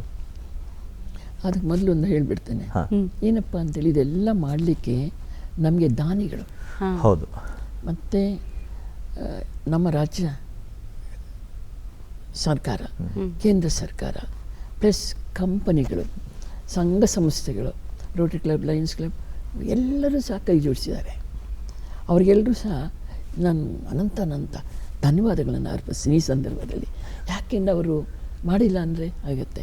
ಜೊತೆಯಲ್ಲಿ ನಮ್ಮ ಟೀಮ್ ಇದೆಯಲ್ಲ, ನಮ್ಮ ಕಮಿಟಿ, ಅವ್ರಿಗಿದ್ದೀವಿ. ಮತ್ತು ನಮ್ಮಲ್ಲಿ ಸರ್ವಿಸ್ ಕೊಡ್ತಾರಲ್ಲ, ಕೆಲಸ ಮಾಡ್ತಾರೆ, ಅವರೆಲ್ಲ ನಿಷ್ಠೆಯಿಂದ ಮಾಡ್ತಾರೆ. ಸೊ ಅವ್ರಿಗೂ ನಾನು ಧನ್ಯವಾದನ ಅರ್ಸ್ಬೇಕು. ಅದಕ್ಕೆ ನೀವೀಗೇನು ಹೇಳಿದ್ರಿ, ನಿಮ್ಮಂದರೆ ಮುಂದೆ ಇನ್ನೂ ಸುಶೀಲಮ್ಮ ಅವರ ಮನಸ್ಸಿನಲ್ಲಿರೋದು ಇದಾಗಿಲ್ಲ, ಇನ್ನೂ ಇದಾಗಬೇಕು ಅನ್ನುವಂಥ ಆಲೋಚನೆಗಳೇನಿದೆ ಅಂತ? ಅಂದರೆ ಪರಿಸರ ಇನ್ನೂ ಹೆಚ್ಚು ಮಾಡಬೇಕು ಅಂತ. ಮತ್ತು 2 ಇದೆಯಲ್ಲ, ಒಂದು ಬಂಡೀಪುರ, ಒಂದು ಮಾಗಡಿ, ಹೌದು. ಅದನ್ನು ಒಂದು ಮತ್ತಿನ್ನು ಮುಗಿಬೇಕಲ್ಲ, ಯಾವುದನ್ನು ಮನೆಗಳು ಹೌದು, ಮುಗಿದ್ಬಿಟ್ಟು ಅವರ ಒಳಗಡೆ ಹೋಗ್ತಾರೆ ಅಂದರೆ ಖುಷಿ ಅದಿದೆ. ಅದು ತೊಗೊಳಕ್ಕೆ ಇನ್ನೂ 2-3 ವರ್ಷ ಆಗತ್ತೆ. ನಾ ಇನ್ನೊಬ್ಬರಿಗೆ ಇದನ್ನು ನೀವು ಮಾಡಿ ಅಂತ ಗೈಡ್ ಮಾಡಲಿಕ್ಕೆ ವಿಚಾರ ಮಾಡ್ತಾ ಇದ್ದೀವಿ. ನೀವು ಮಾಡಿ ಅದನ್ನು, ಯಾಕೆ ನಾವು ಈ ಗಿಡಗಳನ್ನ ನಾವು ಕೊಡ್ತಾ ಇದ್ದೀವಲ್ಲ, ಅವ್ರಿಗೆ ಕೊಡ್ತೀವಿ, ಅವ್ರಿಗೆ ಕೊಡ್ತಾರೆ. ಅವ್ರಿಗೊಂದು ಸರ್ವಿಸ್ ಆಯಿತು. ಮತ್ತು ಪ್ರಾಜೆಕ್ಟ್ ಮಾಡ್ತಾ ಇದ್ದೆ ಚಿಕ್ಕ ಪುಟ್ಟದು, CSR ಫಂಡ್ಗೆ ಅವ್ರಿಗೆ ಲಿಂಕ್ ಕೊಡಬೇಕು ಅಂತ ಅವ್ರು ಮಾಡ್ತಾರೆ. ನಾವು ಹೀಗೆ ಮಾಡಿದ್ವಲ್ಲ, ನೀವು ಮಾಡಿ ಅಂಥೇಳಿ. ಸ್ವಲ್ಪ ಕಷ್ಟ ಹೌದಲ್ಲ, ಅಂದರೆ ಭಗವಂತನ ಕೃಪೆನೂ ಬೇಕು ಹೌದಲ್ಲ. ಕೃಪೆ ಇದ್ದರೇ ಇದೆಲ್ಲ ಮಾಡಲಿಕ್ಕೆ ಸಾಧ್ಯ ಅಂತೇಳಿ ಆ ಭಕ್ತಿ ಭಾವದಿಂದ ಬಿಡ್ತೀವಲ್ಲ, ಇದಾಗಬೇಕು ಅಂತ. ಹಾಗಿದ್ರೆ ಸುಮಂಗ್ಲಿ ಸೇವಾಶ್ರಮದಲ್ಲಿ ಈಗ ನಿಮ್ಮ ಜೊತೆಗಿರೋ ತಂಡ ಎಷ್ಟು ಜನ ಇದ್ದಾರಮ್ಮ? ಒಂದು 25 ಜನ. 25 ಜನ. ಸೊ ಅಷ್ಟು 25 ಜನದಲ್ಲಿ ಎಲ್ಲವನ್ನೂ ನಿಭಾಯಿಸ್ತಾ ಇರೋವಂಥದ್ದು ಗ್ರೇಟ್ ಅನ್ಸುತ್ತಲ್ಲ ಅಮ್ಮ? ಯಾಕಂದರೆ ಎಲ್ಲರದೂ ಮನಸ್ಥಿತಿ ಒಂದೇ ಇರಬೇಕು. ನೀವು ಹೇಳಿದ್ದನ್ನು ಸರಿಯಾದ ರೀತಿಯಲ್ಲಿ ರಿಸೀವ್ ಮಾಡಿಕೊಂಡು ಎಕ್ಸಿಕ್ಯೂಟ್ ಮಾಡೋದಕ್ಕೆ ಲೀಡರ್ಶಿಪ್ ಕ್ವಾಲಿಟೀಸ್ ಎಲ್ಲರಲ್ಲೂ ಬೇಕು. ನಿಜ ಶ್ರೀನಿವಾಸ್ ಅವರೇ, ನಾನು ಅದನ್ನೇ ಕೇಳಬೇಕು ಅನ್ಕೊಂಡಿದ್ದೆ. ಯಾಕಂದ್ರೆ ಆಗ್ಲೇ ನಿಮ್ಮ ಬಳಿ ಆಶ್ರಯ ಬಯಸಿ ಬರೋರು ಅಂದ್ರೆ ಎಲ್ಲ ಒಂದು ಮಾಹಿತಿಯನ್ನ ತೆಗೆದುಕೊಂಡು ಕರೆಕ್ಟ್ ಆಗಿದೆಯಾ ಸಮಸ್ಯೆಗಳು ಅನ್ನೋಂಥದ್ದು ಎಲ್ಲವನ್ನ ಪರಿಶೀಲಿಸಿ ತೆಗೆದುಕೊಳ್ತೀರಾ. ಅದೇ ರೀತಿ 75ನೇ ಇಸ್ವಿಯಲ್ಲಿ ಅಂದ್ರೆ ಒಂದು 50 ವರ್ಷಗಳಾಗಿದೆ, ಇಷ್ಟು ಸುದೀರ್ಘ ಕಾಲ ಬಹುಶಃ ಈ ಹಾದಿ ಆಶ್ರಮ ಬೆಳೆದು ಬಂದ ಹಾದಿ ಬಗ್ಗೆ ಹೇಳ್ತಾ ಇದ್ರಮ್ಮ. ಅಲ್ಲಂದ್ರೆ ಸಂಕಷ್ಟಗಳಿರುತ್ತೆ, ನಷ್ಟಗಳಿರುತ್ತೆ, ಸವಾಲುಗಳಿರುತ್ತೆ, ಸಮಸ್ಯೆಗಳಿರುತ್ತೆ, ಎಲ್ಲವನ್ನ ದಾಟಿ ಬಂದಂಥದ್ದು. ಅಂದರೆ ನಿಮ್ಮ ಬಳಿ ಈಗ ಕೆಲಸ ಮಾಡ್ತಿರುವಂತಹ ಸಿಬ್ಬಂದಿ ಆಗಿರ್ಬೋದು, ಉದ್ಯೋಗಿಗಳು ಇನ್ನೂ ಕೂಡ ಬರ್ತಾ ಇರ್ತಾರ, ನಾವು ಸೇವೆ ನೀಡಬೇಕು ಅನ್ನೋಂಥದ್ದು ಯಾವ ಆದ್ಯತೆಯಲ್ಲಿ ತಾವು ಮತ್ತೆ ಅದನ್ನು ಸ್ವೀಕರಿಸ್ತಾ ಇರ್ತೀರಿ ಅಲ್ಲಿ? ನಮ್ಮಲ್ಲಿ ಇರೋರೆಲ್ಲನೂ ಹಾನೆಸ್ಟ್. ಮೊದಲನೇದಾಗಿ ಏನೇ ಕೆಲಸ ಕೊಟ್ಟರು ಅದು 10 ಕೆಲಸ ಇದ್ದರೆ ಅಷ್ಟು ಮಾಡೋ ಶಕ್ತಿ ಇವ್ರಿಗೆ ತಗೊಂಡಿದ್ದಾರೆ, ಮಾಡ್ತಾರೆ. ಈಗ ಮೊನ್ನೆ ನಮ್ಮ ಏರಿಯಾದಲ್ಲಿ ಒಬ್ಬರು ಇದ್ದರು, ಅವರೇನೋ ಊರಿಗೆ ಹೋಗಿದ್ದರು, ಅವರ ಯಜಮಾನರು ತೀರ್ಕೊಂಡ್ರೆ ಮತ್ತೆ ಮಗನ ಮನೆಗೆ ಬಂದಿದ್ದಾರೆ. ನನ್ನ ಹತ್ರ ಮೊನ್ನೆ ಬಂದಿದ್ದರು, ಅಮ್ಮ ನಾನು ಇಲ್ಲಿ ಏನಾದ್ರು ಸೇವೆ ಮಾಡಿಕೊಡಿ, ಸೇವೆ ಮಾಡಿ ಕೊಡಿ ಅಂತ. ಯಾಕೆ ನೋಡ್ತಿದ್ರು, ಮತ್ತು ನಮಗೆ ಸಹಾಯ ಮಾಡ್ತಿದ್ರು. ಮಗ ಊಟದೈತಕ್ಕೆಲ್ಲ ಮಾಡ್ತಿದ್ರು. ಆಕೆ ಬಂದು ಕೇಳಿದಾಗ ನಮಗೇನು ಅನಿಸಿರ್ಬೋದು. ಸೊ ಅದಕ್ಕೆ ರೆಡಿ ಅಂಥೇಳಿ ಅವ್ರಿಗೆ ಗಿಡಗಳಿಗೆ ನೀರು ಹಾಕೋದು ಕೊಡಬೇಕು ಅಂತ ನೋಡಿ ಅಂತ ಹೇಳ್ಕೊಡ್ಬೇಕಂತ ಅಂದ್ಕೊಂಡಿದ್ದೀವಿ. ಇನ್ನೊಬ್ಬ ಕೇಳ್ತೀನಿ, ಸ್ವಲ್ಪ ಬಗ್ತಾರೆ ಅವರು ಓದಿದ್ದಾರೆ, ಅವರು ಒಂದು ಇದು ಮಾಡ್ಕೊಂಡು ಬಂದರು. ಸ್ವಲ್ಪ ಕಷ್ಟ. ಆಮೇಲೆ ಯಾರಪ್ಪ ಇದು ಕೂತಿದ್ದಾರೆ ನೋಡಿದ್ರೆ ಮುಖ ಒಂಥರ ದುಮ್ಗುಡ್ತಾ ಇತ್ತು. ಆಮೇಲೆ ಪಾಪಕ್ಕೂ ನನ್ನ ಕಾಯ್ತಾಯಿದ್ರು. ಆಮೇಲೆ ನಾನು 1 ಸರಿ 2 ಸಾರಿ ನೋಡ್ಕೊಂಡು ಬಂದೆ. ಆಮೇಲೆ ಈಗ ಹೆಂಗಾಗಿದ್ದಾರೆ ಅಂದರೆ, ನಾನು ಬಗ್ಬೇಡಿ, ಗೋಡೆ ಎತ್ತ ನಿಂತ್ಕೊಳ್ಳಿ, 1 2 100 ಹೇಳಿ ತಲೆ ಎತ್ತಬೇಕು ಅಂತ. ಅವ್ರು 1 2 3 ಅಂತ ನಿಂತ್ಕೊಂಡು ಮಾತಾಡಿಬಿಟ್ಟು ಅದು ಪ್ರತಿ ದಿವಸ ₹100 ತೊಗೊಂಡು ನಮ್ಮದು ಶಿವರಾತ್ರಿ ಹಬ್ಬಕ್ಕೆ ಬೇಕಲ್ಲ ಅದಕ್ಕೆ ಹುಂಡಿಗೆ ಹಾಕ್ತಾರೆ. ಮತ್ತು ಇಂಗ್ಲೀಷ್ ಚೆನ್ನಾಗಿ ಬರುತ್ತೆ. ನಮ್ಮ ಮಕ್ಕಳಿಗೆ ಟ್ಯೂಷನ್ ಮಾಡ್ತಾರೆ. ಈಗ ಮುಖದಲ್ಲಿ ಎಷ್ಟು ಕಳೆ ಬಂದಿದೆ ಅಂದರೆ ಅವ್ರ ಮನೆಯವರಿಗೆಲ್ಲ ಆಶ್ಚರ್ಯ, ಅವ್ರ ತಂದೆ ತಾಯಿಗೆ ಭಾಳ ಖುಷಿಯಾಗಿದೆ. ಸೊ ಈ ಥರ ಅಂದರೆ ಒಂದು ಹೇಳೋದು ಪ್ರೀತಿ ಕೊಡಬೇಕಂತವರಿಗೆ, ಪ್ರೀತಿ ಕೊಟ್ಟು ಅವರಂತೆ ನಾವು ಹೋಗಬೇಕು. ಅವ್ರಿಗೆ ಯಾವ ಲೈನಲ್ಲಿ ಹೋಗ್ಲಿಕ್ಕೆ ಇಷ್ಟನೋ ಆ ಲೈನಿಗೆ ನಾವು ಬಿಡಬೇಕು. ಅದು ಬಿಟ್ಟು ನಾವು ನೀನು ಇಲ್ಲಿ ಕೂತ್ಕೋಬೇಡ, ನೀನು ಅಲ್ಲಿ ಕೂತ್ಕೋಬೇಡ, ಹಂಗೆ ಮಾಡಬೇಡ, ಹಿಂಗೆ ಮಾಡಬೇಡ ಅಂದರೆ ಇದೇನಪ್ಪ ಇದು ಅನ್ನೋ ಒಂದು ಭಾವನೆ ಬಂದ್ಬಿಡುತ್ತೆ. ಅದಕ್ಕೆ ಅವ್ರಿಗೇನು ಯಾರೇ ಬಂದರೂ ರಿಸೀವ್ ಮಾಡ್ತಾರೆ, ನಮ್ಮಲ್ಲಿ ರಿಸೀವ್ ಮಾಡ್ತಾರೆ, ಊಟ ಮಾಡಿ ಅಂತ ಹೇಳ್ತಾರೆ, ಆಯ್ತಲ್ಲ, ಎಲ್ಲರ ಜೊತೆಲಿ ಇರಿ ಅಂತ ಹೇಳ್ತಾರೆ. ಮಕ್ಕಳನ್ನ ಕೊಡ್ತೀವಿ ಪಾಠ ಮಾಡಿರ್ಲಿಕ್ಕೆ ಅಂತ. ಇದರಿಂದ ಏನಾಗುತ್ತೆ, ಮೈಂಡ್ ಪೀಸ್ ಆಗುತ್ತೆ, ಅವರಿಗೆ ತುಂಬ ಖುಷಿ ಆಗುತ್ತೆ. ಸೊ ಈ ರೀತಿ ನಾವು ಆರ್ಗನೈಸ್ ಮಾಡ್ತಾ ಹೋಗ್ತೀವಿ. ಹೆಣ್ಣುಮಕ್ಕಳು ಅಂತ ಬಂದಾಗ ಹಲವಾರು ರೀತಿಯಲ್ಲಿ ವೈದ್ಯಕೀಯ ಪ್ರಾಕೃತಿಕ ಸಮಸ್ಯೆಗಳು ಎದುರಾಗುವಂಥದ್ದು. ಹಾಗಾಗಿ ವಿಶೇಷವಾಗಿ ವೈದ್ಯಕೀಯ ನೆರವು ಬೇಕಾಗುತ್ತೆ. ಆ ನಿಟ್ಟಿನಲ್ಲಿ ನಿಮಗೆ ಅಂದರೆ ನಿಮ್ಮದೇ ಆದಂಥ ವೈದ್ಯಕೀಯ ನೆರವಿನ ಟೀಮ್ ಏನಾದರೂ ಇದೆಯಾ? ಒಂದು ಪ್ರೈಮರಿ ಹೆಲ್ತ್ ಸೆಂಟರ್ ಇದೆ ನಮ್ಮದು, ಅದು ಇಂಡಿಯಾದಲ್ಲಿ A1 ಇದೆ. ಹೌದಾ? A1 ಅಂತ ಬರೆದು ಹೋಗಿದ್ದಾರೆ ಸೆಂಟ್ರಲಲ್ಲಿ. ಡಾಕ್ಟರ್ ತುಂಬ ಸ್ಟ್ರಾಂಗ್ ಇದ್ದಾರೆ, ನಮ್ಮ ಥರನೇ ಎಲ್ಲರನ್ನ ಇಟ್ಕೊಂಡು. ಅದು ನೋಡಿ ಇನ್ನೊಂದು 4-5 ಸೆಂಟರ್ ಕೊಟ್ಟರು. ಅದು ಪ್ರಾರಂಭ ಮಾಡಿದ್ದು ಗೌರ್ಮೆಂಟು ಪ್ರಾರಂಭ ಮಾಡಿದ್ದು ನಮ್ಮ ಆಶ್ರಮದಿಂದಾನೇ. ಈಗ ಎಲ್ಲ ಕಡೆ ಇಡೀ ಕರ್ನಾಟಕದಲ್ಲಿ ಎಲ್ಲ ಇದೆ. ಅದೊಂದಿದೆ, ನಮ್ಮ ಏರಿಯಾದಲ್ಲಿ ಒಂದಿದೆ, ಮತ್ತು ನಾವೊಬ್ಬರು ಸಿಸ್ಟರ್ನ ಆಯ್ಕೆ ಮಾಡ್ಕೊಂಡಿದ್ದೀವಿ. ಓಕೆ, ಪರ್ಮನೆಂಟ್ ಆಗಿ ನಿಮ್ಮ ಜೊತೆ ಇರೋ ಥರ ಮಾಡ್ಕೊಂಡಿದ್ವಿ. ಅವರು ಸಂಬಳಕ್ಕೆ ಕೆಲಸಕ್ಕಂತ ತೊಗೊಂಡಿದ್ದೇವೆ. ಮತ್ತು ಬ್ಯಾಪ್ಟಿಸ್ಟ್ ಹಾಸ್ಪಿಟಲ್ ಪಕ್ಕ ಇದೆ, ನಮ್ಮದೇ ಆದ ಒಂದು ಡಾಕ್ಟ್ರ್ ಇದ್ದಾರೆ, ವೇಣುಮತಿ ಡಾಕ್ಟರ್. ಅವ್ರಿಗೆ ಫೋನ್ ಮಾಡಿದ್ರೆ ಏನೇನನ್ನ ಹೇಳ್ತಾರೆ, ತೀರಾ ಆಯ್ತನ್ನು ಬಂದುಬಿಡ್ತಾರೆ. ಅವರು ಹಾಸ್ಟೆಲಲ್ಲಿ ಮಾಡಿದರು, ಇದು ಅಂಬೇಡ್ಕರ್ ಇದರಲ್ಲಿ ಮಾಡಿದರು, ಮತ್ತು ಈಗ ನನ್ನ ಕಡೆ ಮಾಡಿದರೆ ಹೆಸರುಗಟ್ಟಲ್ಲಿ ಹೋಗ್ತಾ ಇದ್ದಾರೆ. ಬಹಳ ಪ್ರೀತಿಯಿಂದ ನಮ್ಮನ್ನು ಕಾಣ್ತಾರೆ, ಎಲ್ಲರೂ ನಮ್ಗೆ ಸಹಾಯ ಮಾಡ್ತಾರೆ. ಹೆಲ್ತ್ಗೇನು ಸಮಸ್ಯೆ ಇಲ್ಲ. ಬ್ಯಾಪ್ಟಿಸ್ಟ್ ಹಾಸ್ಪಿಟ್ಲಿಂದ ಇಮಿಡಿಯೇಟ್ ಹೋಯ್ತು ಅಂದರೆ ಅವರಾಗಿ ನನ್ನನ್ನು ಒಂದು ಸರಿ ಫ್ರೀ ಮಾಡಬೇಕಲ್ಲ ಬಡ ಜನತೆಗೆ ಅಂತ ನನಗೆ ಬೇಕಾಗಿದ್ದು ಅದೇ. ಸೊ ಅದಕ್ಕೆ ಅವ್ರಿಗೆ ಅಮ್ಮ ನೀವು ಇನಾಗ್ರೇಷನ್ಗೆ ಬರಬೇಕು, ಒಂದೇನಾದರೂ ಒಂದು ಮಾಡಿಕೊಡ್ಬೇಕು ಅಂತ ಬರ್ತೀನಿ ಅಂತೇಳಿ ಬರ್ತೀನಿ ಅಂದ ತಕ್ಷಣ ಅದನ್ನು ಇನಾಗ್ರೇಷನ್ ಮಾಡಿಸಿದ್ರು. ಈಗ ಎಷ್ಟು ಜನಕ್ಕೆ ಫ್ರೀಯಾಗಿ ಮಾಡ್ತಾ ಇದ್ದಾರೆ, ಅದು ಖುಷಿಯಾಗುತ್ತೆ. ಒಂದಕ್ಕೊಂದು ಲಿಂಕು. ಹೌದು. ಮತ್ತು ನಮ್ಮಲ್ಲಿ ಓಲ್ಡ್ ಏಜ್ ಪೀಪಲ್ ಇದ್ದಾರಲ್ಲ, ಅವರಿಗೆ ಒಬ್ಬರು ಮಹಿಳೆ ಬರ್ತಾರೆ, ಅವರಿಗೆ ಲಾಫಿಂಗ್ ಕ್ಲಾಸ್ ಅಂತ ಮಾಡ್ತಾರೆ, ಹೌದಲ್ಲ, ಕ್ಲಾಪ್ಸ್ ಕೊಟ್ಟು ನಗಿಸಿ ನಗರಿ ಅಂತಾರೆ, ಕ್ಲಾಪ್ಸ್ ಕೊಡ್ತಿರ್ತಾರೆ, ಒಂಥರ ಆ್ಯಕ್ಟಿವ್ ಆಗಿ ಮಾಡಲಿಕ್ಕೆ. ಅದು ವಾರಕ್ಕೊಂದು ದಿವಸ ಬಂದು ಅವರು ಸರ್ವಿಸ್ ಕೊಡ್ತಾರೆ. ಸುಮಾರು ಜನ ಬಂದು ಸರ್ವಿಸ್ ಕೊಡ್ತಾ ಇದ್ದಾರೆ ಅಲ್ಲಿ. ಇವತ್ತು ಕೇಳಿದಾಗ ಅಂದರೆ ಒಂದು ಕಡೆ ವಿದ್ಯಾ ಕೇಂದ್ರ, ಆರೋಗ್ಯ ಕೇಂದ್ರ, ಕೌಶಲ್ಯಗಳ ತರಬೇತಿ ಆಗಿರ್ಬೋದು. ಇವತ್ತು ಸುಶೀಲಮ್ಮ ಅವರ ಬದುಕು ಅಥವಾ ದಿನಚರಿಯನ್ನು ತೆಗೆದುಕೊಂಡಾಗ ಇಡೀ ಸುಮಂಗಲಿ ಸೇವಾಶ್ರಮದ ಸುತ್ತವೇ ಸುತ್ತುತ್ತೆ. ಆದರೆ ನಿಮಗೂ ಸಮಯ ಸಿಕ್ಕಾಗ ಬೇರೆ ಹವ್ಯಾಸಗಳೇನಾದರೂ ಇದೆಯಮ್ಮ? ಪುಸ್ತಕ ಓದೋದಾಗಲಿ ಅಥವಾ ಟಿವಿ ನೋಡುವಂಥದ್ದಾಗಲಿ? ಅಂದರೆ ಈ ನ್ಯೂಸ್ ನೋಡ್ತೇನೆ, ಹೌದಲ್ಲ, ನಿಮ್ದೇನೋ ಬರುತ್ತಲ್ಲ ಚಂದನ, ಅದನ್ನು ನೋಡ್ತೇನೆ, ಅದಷ್ಟೇ ನೋಡ್ತೇನೆ, ಬೇರೆ ಇನ್ಯಾವುದು ಅದೇನೇನೇನೋ ಬರುತ್ತಲ್ಲ ನೋಡಲ್ಲ. ಪುಸ್ತಕ ಓದ್ತೇನೆ. ನಮ್ಮದು ಲೈಬ್ರರಿ ಇದೆ, ಹೌದು, ನಮ್ಮ ಸ್ಕೂಲ್ ಇದೆ. ಸ್ಕೂಲಲ್ಲಿ ಆಡುಗೋಡಿನಲ್ಲಿ 450 ಜನ ಓದ್ತಾಯಿದ್ರು. ಸುತ್ತು ಮೀಡಿಯಂ ಬಂತು. ಎಂಥ ಮೀಡಿಯಮ್ ಅದು? ಇಂಗ್ಲೀಷ್ ಮೀಡಿಯಮ್ ಬಂದುಬಿಟ್ಟು ಕ್ಲೋಸ್ ಆಗೋಯ್ತು. ಇಲ್ಲಿ 650 ಜನ ಬರೀ ಪ್ರೈಮರಿಲಿದ್ದರು. ಇಲ್ಲೂ ಅದೇ ಗೋಳಾಯಿತು, ಸುತ್ತು ಬಂದು ಆಯಿತು. ಈಗ 200 ಜನ ಇದ್ದಾರೆ. ಹೈಸ್ಕೂಲು ಮಾಡಿದ್ದೀವಿ ಹೆಣ್ಮಕ್ಳಿಗೆ ಅಂತ. ಹೈಸ್ಕೂಲಲ್ಲಿ ಓದಂಥ ಮಕ್ಕಳನ್ನ ನಾವು ಕಾಲೇಜ್ಗೂ ಕಳಿಸ್ಬಿಟ್ಟು ಅವ್ರದ್ದು ಏನಿದೆ, ಕೆಲವು ಹಾಸ್ಟೆಲ್ಗೆ ಸೇರಿಸ್ತೀವಿ, ಕೆಲವರು ಮನೆಯವ್ರಿಗೆ ಕಳಿಸ್ತೀವಿ. ಅವ್ರು ಏನು ಓದ್ತಾರೋ ಅದಕ್ಕೆ ಹಣ ಏನು ಕಟ್ಟಬೇಕು ನಾವು ಅದನ್ನು ಮಾಡ್ತೇವೆ. ತುಂಬ ಜನ ಡಬಲ್ ಡಿಗ್ರಿ ಇದ್ದಾರೆ. ಜೊತೆಲಿ ನಮ್ಮಲ್ಲಿ ಓದೋಂಥವರು ಹೋಮಿಯೋಪತಿ ಇದು ಧರ್ಮಸ್ಥಳದಲ್ಲಿ ಟ್ರೈನಿಂಗ್ ತೊಗೊಂಡವರು ಆಂಧ್ರ ಪ್ರದೇಶದಲ್ಲಿ ಒಂದು ಹಾಸ್ಪಿಟ್ಲ್ ಓಪನ್ ಮಾಡಿದ್ದಾರೆ, ಹೋಮಿಯೋಪತಿದೆ ಅಂತ ಅಲ್ಲ, ನೇಚರ್ ಆಫ್ ದಿ ಇದೆ ಅಂತ ಅಂದ್ಬಿಟ್ಟು ಆಯುರ್ವೇದಿಕ್ ಮಾಡಿದ್ದಾರೆ. ಅದು ಖುಷಿ. ಲಾಯರ್ ಆಗಿದ್ದಾರೆ, ಖುಷಿ. ಮೆಟ್ರೋ ಡ್ರೈವಿಂಗ್ ಆಗಿದ್ದಾರೆ, ಮತ್ತು ಸೋಷಿಯಲ್ ಸರ್ವಿಸ್ ಮಾಡ್ತಿದ್ದಾರೆ. ಒಬ್ಬೊಬ್ಬರು ಒಂದೊಂದು ಲೈನಲ್ಲಿ ಇದ್ದಾರೆ, ಎಲ್ಲ ಒಂದು ಮಟ್ಟಕ್ಕೆ ಬಂದಿದ್ದಾರೆ. ನಾವು ಬಸ್ ಜಯಂತಿ ಮಾಡುವಾಗ ಅವ್ರನ್ನೆಲ್ಲ ಎಲ್ಲರನ್ನೂ ಕರೆಸ್ತೀರಾ? ಭಾಳ ಖುಷಿ ಅನಿಸುತ್ತೆ ಅಮ್ಮ, ನಿಮ್ಮ ಈ ನಿಸ್ವಾರ್ಥವಾದಂಥ ಸೇವಾ ಮನೋಭಾವದ ಜೊತೆಗೆ ಬರೀ ನಾನು ಅನ್ನೋದೇ ನಾವು ಅನ್ನೋವಂಥ ಮನಸ್ಥಿತಿಯೊಟ್ಟಿಗೆ ಇಷ್ಟೆಲ್ಲ ಮಾಡ್ತಾ ಬರ್ತಿದ್ರಲ್ಲ. ಯಾರಾದರೂ ಇವತ್ತು ಕೂಡ ಪ್ರಾಮಾಣಿಕವಾಗಿ ನಾನು ಸಮಾಜಮುಖಿ ಕೆಲಸಗಳನ್ನು ಮಾಡಬೇಕು ಅಂತ ಅಂದಾಗ ಅವರಿಗೆ ಮುಖ್ಯವಾಗಿ ಬೇಕಾದಂಥ ವಿಚಾರಗಳು ಏನೇನು ಹೇಳ್ಬೋದಾ? ಅವರು ಸ್ವಾರ್ಥಿಗಳಾಗಬಾರ್ದು. ಮೊದಲನೇದಾಗಿ ಹಾಕಿದ್ದು ಸಮಾಜಕ್ಕಷ್ಟೇ, ಸಂಸಾರಕ್ಕಲ್ಲ. ಅದು ಹೇಳ್ತೀನಿ ನಾನು ಮೊದಲು. ಯಾಕೆಂತಂದರೆ ಸಮಾಜದ ಋಣ ತಿಂದಿದೆ, ಸಮಾಜಕ್ಕೆ ವಾಪಸ್ ಕೊಡಬೇಕಲ್ಲ, ಈ ರೀತಿ ಕೊಡಬೇಕು.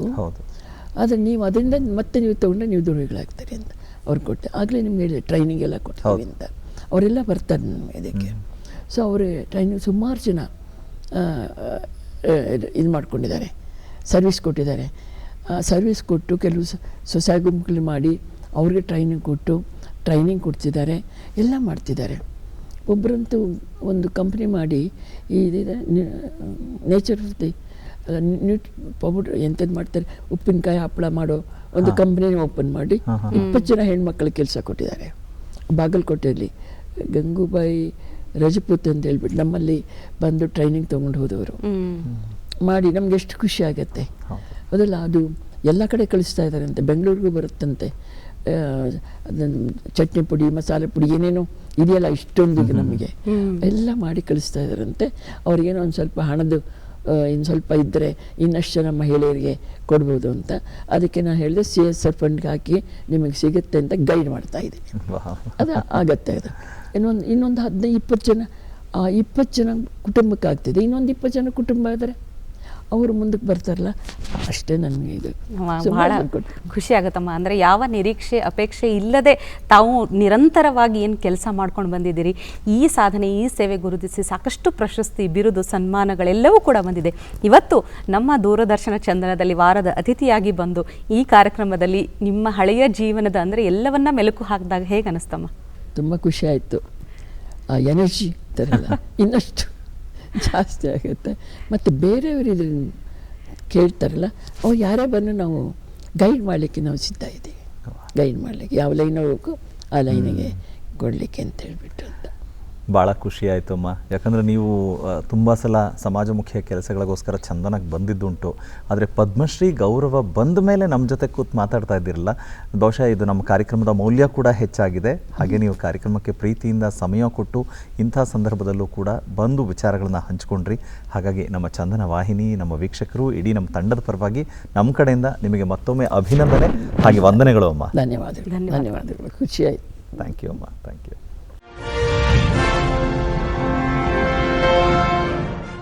ನೋಡಿದ್ರಲ್ಲ ವೀಕ್ಷಕರೇ, ಇವತ್ತಿನ ನಮ್ಮ ಅತಿಥಿ ಸುಶೀಲಮ್ಮ ಅವರ ಬದುಕು, ಅವರ ಕೃತಿ, ಅವರ ಸಾಧನೆ ಎಲ್ಲವನ್ನ ನೋಡಿದಾಗ ವಿದ್ಯಾಕೇಂದ್ರ ಆಗಿರಬಹುದು, ಆರೋಗ್ಯ ಕೇಂದ್ರ ಆಗಿರಬಹುದು, ಬಹುಶಃ ಒಂದು ಸರ್ಕಾರ ಮಾಡುವಂತಹ ಕೆಲಸವನ್ನು ಒಬ್ಬ ವ್ಯಕ್ತಿ ಬಹಳಷ್ಟು ಸಂಘಗಳ ಒಂದು ತನುಮನ ಧನದ ಸಹಾಯದ ಜೊತೆಗೆ ಇಷ್ಟೆಲ್ಲ ಕೆಲಸಗಳನ್ನು ಮಾಡಬಹುದು, ಇಷ್ಟೆಲ್ಲ ಸಮಾಜ ಸೇವೆಯನ್ನು ಮಾಡಬಹುದು ಅನ್ನೋದಕ್ಕೆ ನಿದರ್ಶನವಾಗಿದ್ದಾರೆ.